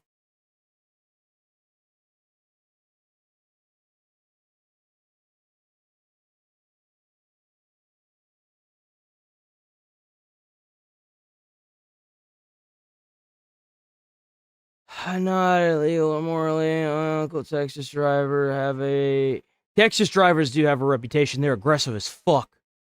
Whenever I drove motorcycle on the roadway, I fucking hated it, bro. I hated it. They are so fucking aggressive. Is a privilege, not a right. That's right, thank you. Driving is a privilege, not a right. Thank you. That's what I was trying to say. I can prove it, man. Let's see. You're like 10 years. Here it is. Here it is. Here he is. Damn. Why is it so hard to find? You're like 10 years old, real easy to speak without experience. You pedantic? The fuck is that word? Child? I'm 31. You know what's crazy? A little fun fact is I can't drink alcohol. I can't drink it, period.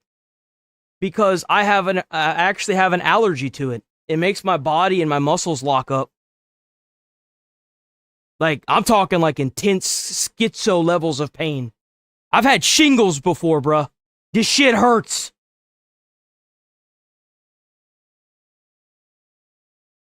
But I love it whenever people say you don't know what you're... I have a CDL license from driving school bus. They were going to make me drive the fire truck whenever I was a firefighter. I was like, all I had to do was take the test, but I ended up leaving before that. Like, The morals clause and I think I have a little bit more experience than you want to think. Professional athletes. Hate to break it to you, but I'm 31 and I have a life, yo. I have a life. And if they don't come down on him, I think, you know, it's like Instead of attacking my character, maybe you should attack the argument. gonna escape again. A sad story, Mark. Thank you for your insight, and we'll see where it goes. Ultimately, I know where it needs to go. Put him in jail. Put him in a work camp. Make him work. Debank him. Take all his money. Keep him in jail forever. Problem solved. Don't have to ever worry about it again. That's how you solve that. Why is it so hard not to break the law? I just don't get it. I don't get it. It's crazy to me.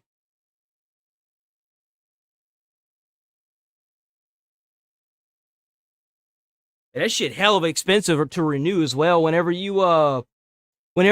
I got my license renewed, that shit was like almost $200. It was hella expensive. Well, let's get to... I could drop the endorsement, but I'm not gonna. Because I can drive RVs with it. Might invest in an RV one day, who knows? President Vance is holding the very first meeting of the new White House Anti-Fraud Task Force. Watch. Let's go, Vance. Get them bitches.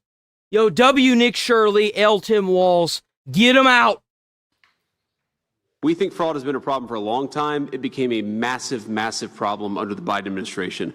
We're going to do a number of things. First of all, we're going to turn back on those anti-fraud protections so that all of these cabinet officials are looking at what's going on and focusing on it. This is not just theft of the American people's money. This is also theft of critical services that the American people rely on. Now, Vance is leading this task force, working with Federal Trade Commissioner Chair Andrew Ferguson and Senior Advisor Stephen Miller. Miller saying this about rampant fraud in our welfare system. I think what's important for Americans to understand about how pervasive and widespread the fraud. I mean, I'm not gay. I have a fiance and she's a woman last time I checked. But I mean, cool. Gaming, that's funny. Gaming wad. That's kind of funny. I'm not going to lie. I think that's kind of funny. That's a clever one. I like that. I do. I think that's kind of funny. Is that all of our systems were set up and established for a high trust society. You like, what are you trying to do? Like, you think I'm going to get mad? I don't care. I fucking care. Care what you do that. If you, like I said, if you're going to call someone a name, at least be funny with it. That's all I'm asking. Don't be a dick. That's all there is to it. I think that most citizens... And I do preach, do as I say, don't do as I do. I can call them names. You don't do that. Y'all don't do that. Let me do that. Probably assume that there's some verification process that takes place for the receipt of most federal benefits. The reality is that there is not. This is particularly true in blue states. Friday's task force meeting is the first in a series of meetings focused on rooting out fraud.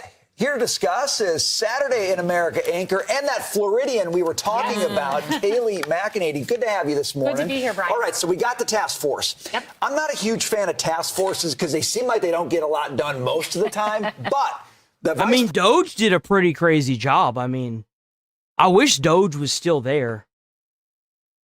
President is talking about. It's kind of crazy. We had the richest man in the world working in our government. You know, what better way to make sure your government's going to run smoothly than to trust the man that became the richest man in the world? I would trust that he's good with finances. I could say that, yeah. Yeah. Prosecution and clawing money back, and that sounds good to me. I'm a big fan of this task force because Vice President J.D. Vance is on it, Stephen Miller's on it, Andrew Ferguson, you have pit bulls. I'm a fan of this task force because I have the memo here. Hey, sometimes you got to turn the marks into cons.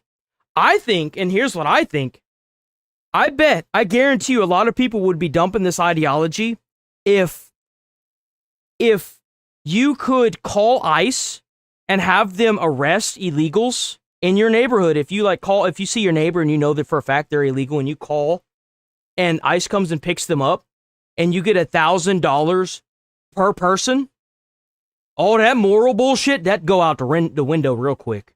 I promise you. And then here's what you could do.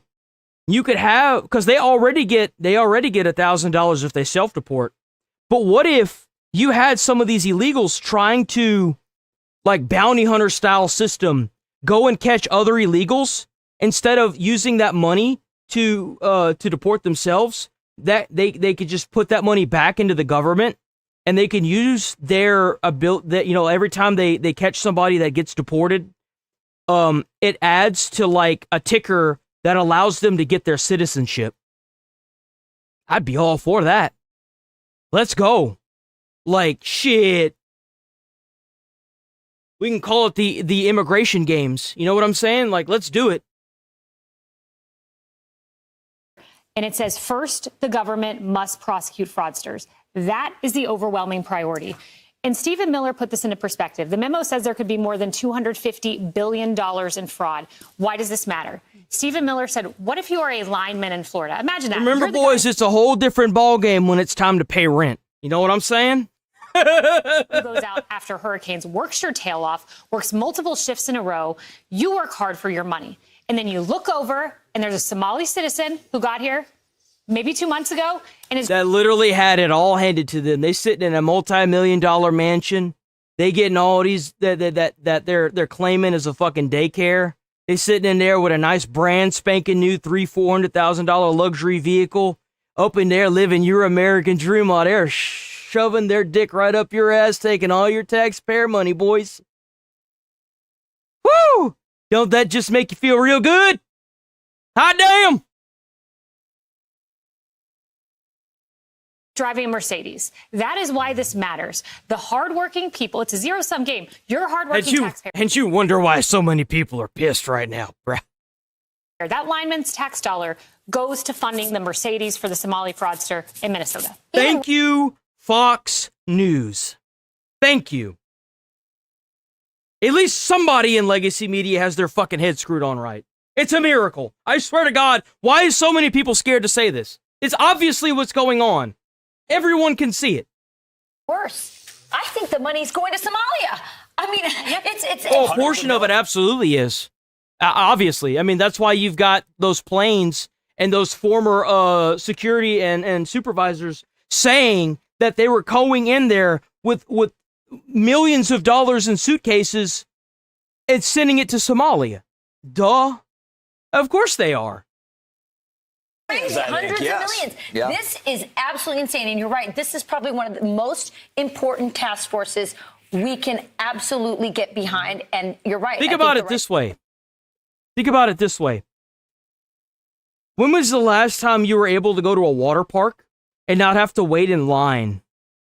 When was the last time you were able to go into a neighborhood and look around at the houses and not see a reasonably priced house that's decent 3-bedroom, 2-bath house? When was the last time you looked at your taxpayer money and realized that it was going to something you wanted? Whenever you've got somebody that doesn't even do anything, they come to America, they get bussed in, given free housing, given healthcare, free healthcare, given free money, and then you get told that it's because you're not working hard enough. No, bro, it's because the game's rigged against you. Why would you play a game that's rigged and built for you to fail? I'm sorry, but I'm not going to play that game. I'm going to choose option C. Fuck you. Fuck you. Fuck you. You want to sit here and take $1,000? I was a first responder running into burning buildings. And you were taking $1,000 out of my paycheck. $1,000. I was working 48 hours straight and having one day off, and you're taking $1,000 out of my paycheck that I risked my life for and sending it to this? No. No. You're never gonna convince Americans this is okay. You'll convince the stupid ass ones. You'll pay a lot of them too, but you're never gonna convince a patriot. People are on that task force. Terror organizations in Somalia, to make it worse. Yeah. We've covered the bulk cash transports that they have found in Minnesota. So of all the airports in the world, JFK, these huge, massive airports, Atlanta, Dallas, some of the bulk cash transfers that go through Minnesota are astonishing relative to how small that airport is. There's a lot of questions. You mean in Minneapolis? In Minneapolis, Yeah. yes. The FBI is looking into that, and they should. Why is cash just flowing with couriers, by the way, Somali couriers? I'll tell you through why. Minnesota? Because if you go to that airport, you will see almost everybody who works there is Somalian. I'm sorry. We just have to be honest about it. Go And you there. know what sucks? It's the same thing in healthcare right now, too. Not Somalian, but like Indian or some people that don't know how to speak English. There is nothing that would piss me off more. This happened to Asmongold. His dad was in the hospital. Unfortunately, he did pass away. And nobody in that bitch spoke English. Do you know how frustrating that is when you've got a dying loved one and you don't even have the fucking courtesy to have somebody that can speak English? It's fucking annoying. I don't want to have to worry about the staff being able to speak my fucking language. I should be worried about my family passing. What the fuck is this? And You've been there. I already felt bad enough that I'm not from Florida. I'm from Minnesota. I am from the epicenter of all this stuff. So I just feel very exposed right now. But to be fair about this, it's not just Minnesota. And I thought when we played that soundbite, it's not just blue states either. I guarantee you there's red states out there that are doing some form of this fraud as well. Do not let these people make you believe that it's just a blue issue. I guarantee you they're rigging the game on both sides. I promise you they are. He put his finger on a really key point, which is why this is happening, because of the verification, particularly in blue states, Minnesota, in California, here in New York, there's investigations.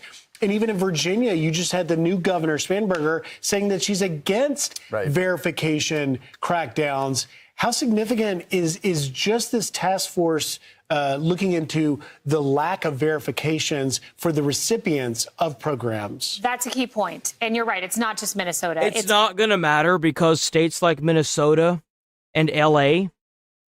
See, the problem is whenever you've got a bunch of these illegal immigrant truckers that are getting pulled over after they kill people whenever they drive, and come to find out that they're getting these licenses from places like LA and Minnesota, it's because it's their way to make sure if these people, if the Republicans push for an ID form of verification at the voter booth, well, they've already worked around that. They're trying to play two moves ahead by giving these people identification cards and sending them on their way to make sure that they can vote, even if. But it all falls apart whenever you start doing mass deportations. See, I guarantee you what they were hoping for is they were hoping that because they're already here, they would immediately be citizenized. That's a huge mistake. Because then they're just going to do it again. Deport these people. Get them out. And if you vote and come to find out that you were just handed a license and they can't validate your actual, they can't validate and make sure that you're not illegally here, they should immediately disregard your vote. They are importing these people to take votes. That's what they're doing. And it sucks because a lot of these immigrants don't know any better. I don't blame them. I blame the systems that have been put in place that have been allowing this. That's who's really at fault with this. Remember, boys, if everything lines up the right way, it's not a bug, it's a feature. We've looked, it's everywhere. The verification, though, is interesting because Andrew Ferguson said this. Do you realize that in Minnesota, we send a blank check to Minnesota to pay for SNAP benefits? That's food stamps. And Minnesota, we have asked them repeatedly, Stephen Miller said, for the names of who is receiving the SNAP benefits. Minnesota will not turn it over. They have taken Minnesota to court. Why, Governor Walz, will you not just hand over the names of who is receiving the SNAP benefits? The federal government wants accountability. There shouldn't be no damn court when it comes to this. If a governor or a senator of a state or a mayor of a city doesn't want to turn over information to the federal government, deploy the military. Instantaneous Insurrection Act. You live in this country under federal law. Deal with it. I guarantee you, if you bordered off Minnesota or any country in this country, and you stop supplying them power and you stop giving them federal funding, you'll see how quickly they come back on their knees.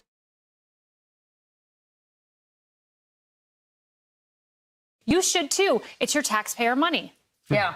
But when they want our money for taxes or when they go after small people for a little bit that they're behind in their taxes, boy, the government gets into action for that. They can't unbelievable. Exactly. Like if you're going to go that hard on somebody and audit somebody for their taxes and hit them so hard that you're going to put them in jail. Well, why the hell don't you do that with these? You should be even more aggressive if you've got a corrupt senator or governor or mayor or somebody in a state that thinks that's just their own little island off in the middle of, I don't know, bumfucked Egypt. Hell no, dude. Surround that bitch with military and tell them you're going to do this. There shouldn't be no judge. Shouldn't be none of that. If they send in that state money and they want to know where that money's been going, there shouldn't even be a goddamn question about it. That's our taxpayer money. Hell, leave it to a vote. So Meta's been feeling the sting of back-to-back court losses in New Mexico and Los Angeles, which might open the door for even more regulation on tech companies. You spoke with Meta's chief legal officer. What did you learn here? I did, CJ Mahoney. And look, they're staring down about 3,000 other lawsuits. They're going to appeal this one. They're very bullish that they will win on appeal. Oh, they have the Democrat community right now, other than one person. I don't know his name. He wears the flip-flops and the shorts. And he never really wears a suit. He seems to be the only one with a good head on his shoulders. I'm not going to condemn people if I can point them out. But everyone else, whenever you're sitting there, whenever you've got an immigrant mother that's crying over the loss of her daughter and you're sitting there to push your own ideology, you have no morals. You have no morals. Your moral is nothing to you. You want to use whatever you can as a stepping stool, even if it causes a hypocrisy. You have no morals. One of the things, CJ Mahoney and I spoke about, and I think it's important, there's a problem with social media. We see that 64% of Americans say that. I've seen polls where it's higher. There can be legislative action, which we can get to. But when you look at the plaintiff's bar, the plaintiff lawyers who are prosecuting this case, and the Wall Street Journal has honed in on this, it's pretty amazing what they're doing to shake down some of these companies. Mark Lanier, the lawyer, do you want to know what he said after he got this big verdict?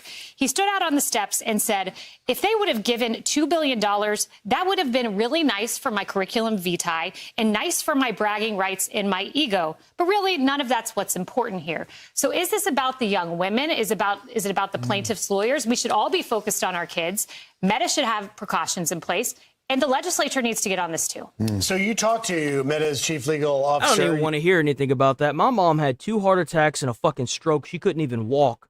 And she had to sue the federal government, not the federal government, the state government in Louisiana just to get Social Security. I don't want to hear a goddamn thing about their bullshit. Whenever you got a single parent that can't work anymore and they're having to sue somebody, sue a government just to get their benefits, yet it's just handed out to these people that are from a foreign country, fuck you. I don't care, dude. Fuck you. I will be for whoever candidate will systematically dismantle that system. Whatever candidate is going to dismantle that, I'm all for it. You mentioned they're bullish. I want them to dismantle it, and I want them to brag and make fun of it. That's what I want them to do. Here's a little bit of your interview. We do not believe that our platform is responsible for the teen mental health crisis in this country. We have, on the contrary, we've done a lot. That's bullshit. If you a veteran, you shouldn't have to fight for a goddamn thing. You served this country. Your time is done. Everything else should be handed to you for the rest of your life. Your children should have the GI Bill by law. Automatically, if you have kids, they should be able to go to college for free and pursue whatever they want. You should be given a fucking house to support a family. You should be given a vehicle with specific insurance with lower rates and premiums. You should be given health care. You did your job for this country, and we got these motherfuckers invading our country, getting handed this shit. That's the problem with this country. I love this country whenever we got people that are for Americans, but we got these people that don't like Americans.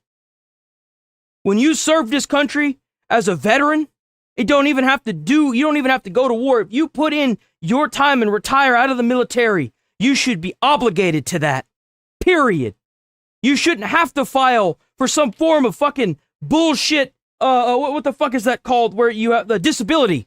You should just be given a check every month. It's bullshit. My grandfather would be rolling over in his grave if he knew how this was going. But we just importing a group of fucking people and giving them everything that we've refused to give to our own veterans for years. Fuck that. Kids ensure that they have a positive experience on the platform, and so we're going to keep fighting these cases. It's not going to be the payday that the plaintiffs' lawyers would like it to be. So you heard directly, great interview you got. Is it essentially this Section 230 that we've heard so much about is why they feel bullish on their appeal? I think so. I think that's part of it because, of course, getting... Oh, hold on.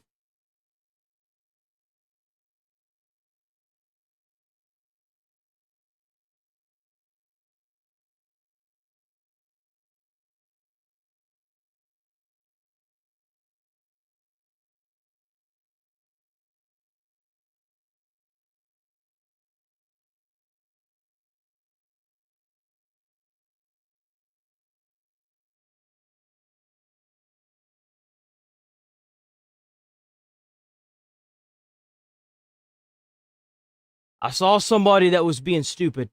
Where'd he go? Oh, by the way, if y'all new here, feel free to use the @ and then use their username and call out whoever you see. If you have a question for them, ask them the question. Whenever you copy and paste their name, and I strongly recommend that. And that goes for anybody, left, right, don't care. That tells me that you're asking somebody else a question and you're not saying it to me. You could even use my name in there if you want to ask me a question. Sometimes I'll see it, sometimes I won't. Depends on how often I glance at chat. But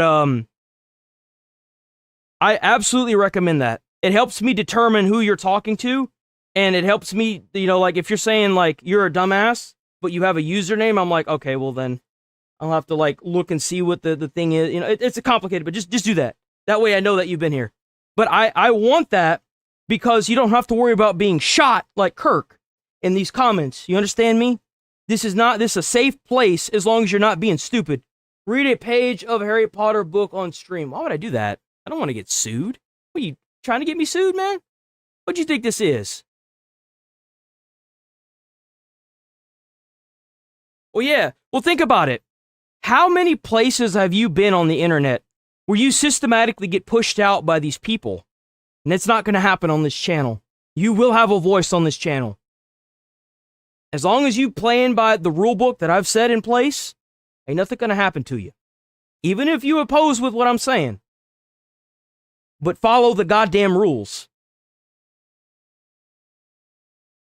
Getting around Section 230 is a challenge for anyone. One of the things I was interested, though, when I spoke with him, we want an action. We want a change in this country on this. And one thing Meta is on board with. By the way, stick around. I'm here every single day, 8 a.m. to 11:30 every day. If you miss the stream, don't worry about it. They'll always be up, unless they get a community guideline strike. And then on that off chance, I probably won't be streaming that day, or probably a few days after that. And that chance, right? But yes. Please sub to the channel. Please keep watching. You guys are doing awesome. Y'all guys are completely destroying it.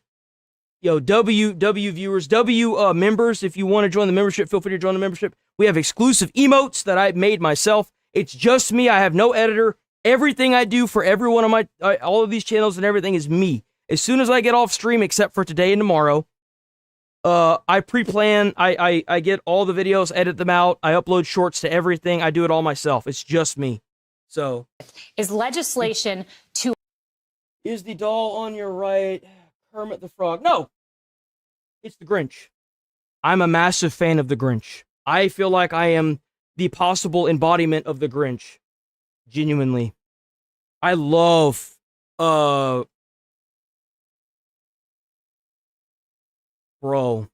What? Jim Carrey. I love Jim Carrey's The Grinch. I also have this too.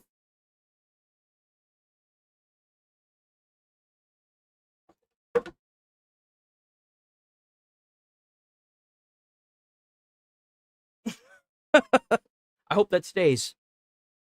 Require at the application store, parents have to put in their password in order to download this on children's devices. They're in favor. They're saying regulate us on that point. And I think that's fair. If a parent had to, 1, buy a smart device for their child, number 2, verify, yes, you're allowed to have Instagram. That is a kind of a 2-step precaution from keeping our kids off social media. That's a congressional action then. Congressional. Helps, but I had a child who I said, you're not allowed to have a phone. She doesn't have a phone because we don't let them have a phone until they can drive. Right. But she still opened herself a little account on her sister's phone, who's older. I mean, the bottom line is, and by the way, I really want these companies to get back to how they engineered this phone and these social media apps for addiction. That's really the heart of it. Well, you know where it comes from? I'll tell you where it comes from. It's because it's geared for kids. That's why. Why do you think most social media, why do you think most legacy media doesn't curse? Why do you think for the longest time you weren't able to curse on YouTube videos in the first 30 seconds?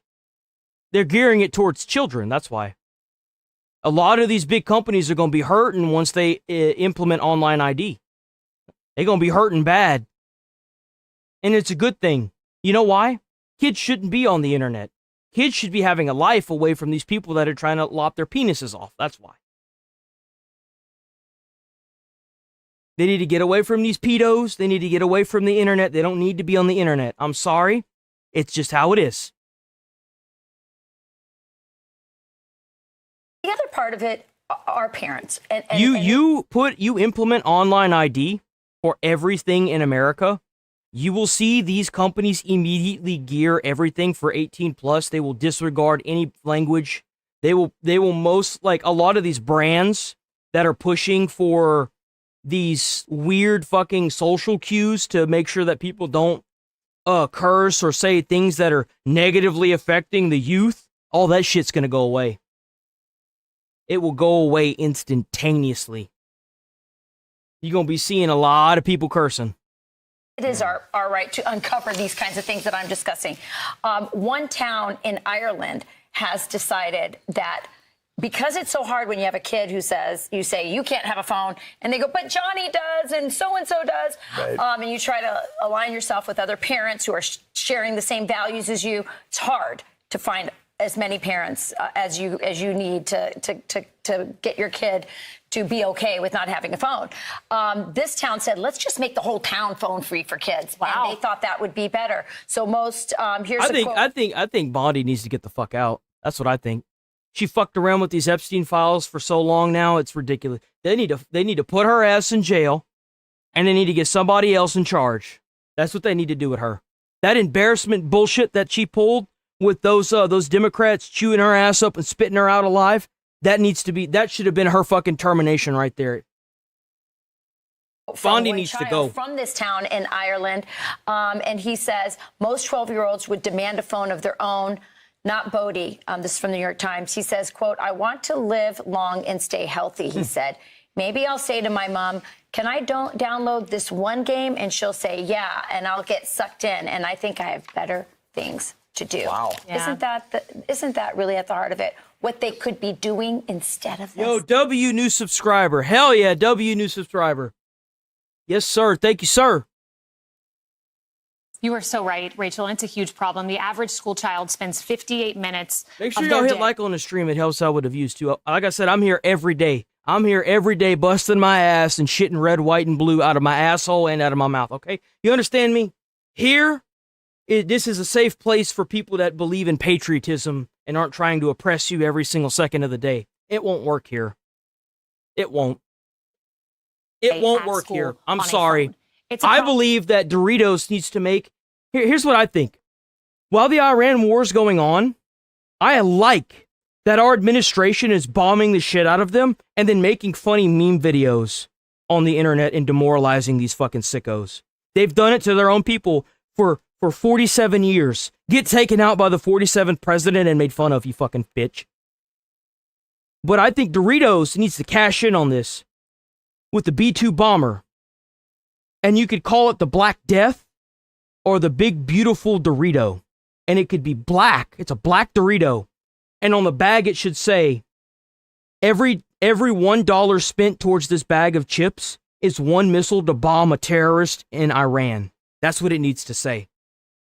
That's what it needs to say.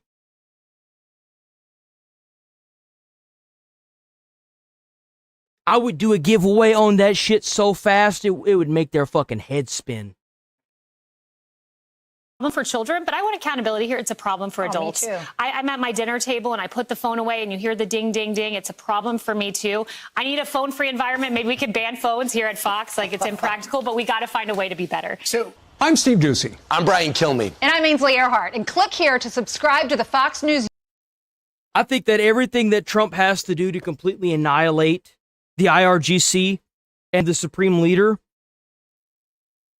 I think that everything, every dime, every gas price that goes up is worth it. As long $5. Yo, W, $5. Hold on, let me pull it up. Nope, hold on. It's coming. Hold on, wait, just wait. It's got to catch. Ah, there it goes. Does your dad ever open your bedroom door and just stare at you? My parent, I don't know where my dad is, and my mom's dead.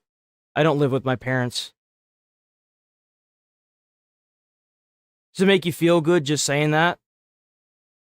If it makes you feel good, then I guess it was worth it, because I got $5 out of it. I mean, I'll take it.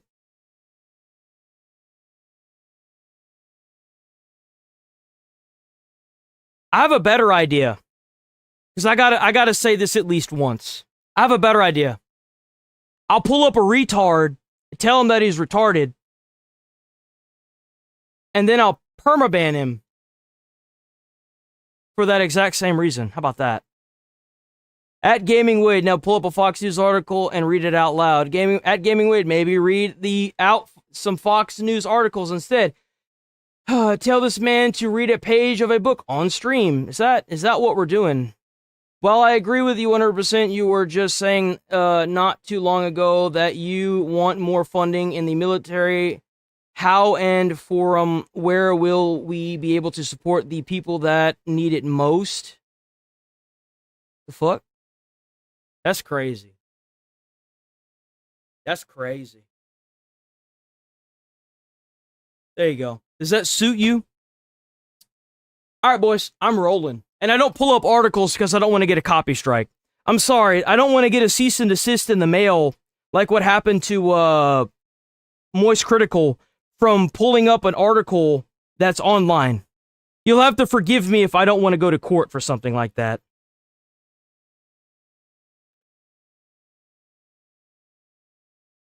Fetterman, base taste, all the way to Twitch. Is that Twitch? That's Twitch. Fetterman is the one Democrat that doesn't have their head up their ass. Thank you.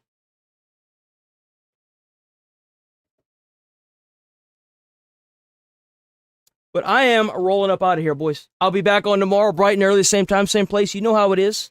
Every day, we gonna be here taking out terrorists, making fun of them, and making fun of other people that decide to be stupid. Because that's what we do here. Thank you so much for all of y'all that are watching. Oh, wait, let me get the music. I gotta have my music going, man. I can't just not have my music going. What do you think this is? Third world country? I don't ever slow up. No, I don't take shit. I got no love for the fakeness. If you wanna play tough and wanna hate this. W viewers, W members. If y'all don't know, we got a members. No, I don't take shit. I got no love for the fakeness. If you wanna play tough and wanna hate Quiet you. Oh, we have a membership. We have exclusive emotes that I made myself. Feel free to join that. You don't have to. Don't feel pressure to. Thanks for watching. Thanks for sticking around. Thanks for being you. Stay safe out there. Stay away from crazy people. Take some of the information that I've given you if you decided that you were going to be dumb and get yourself banned or whatever, or ignored. Maybe go in and look this information up yourself. Who knows? Maybe it'll change your mind. I doubt it, but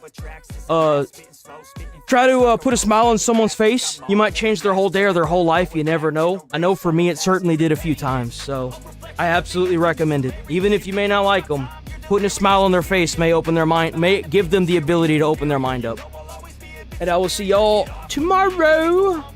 Stay away from crazy people, or we'll be making fun of you on the channel. Thank you, everyone. Peace.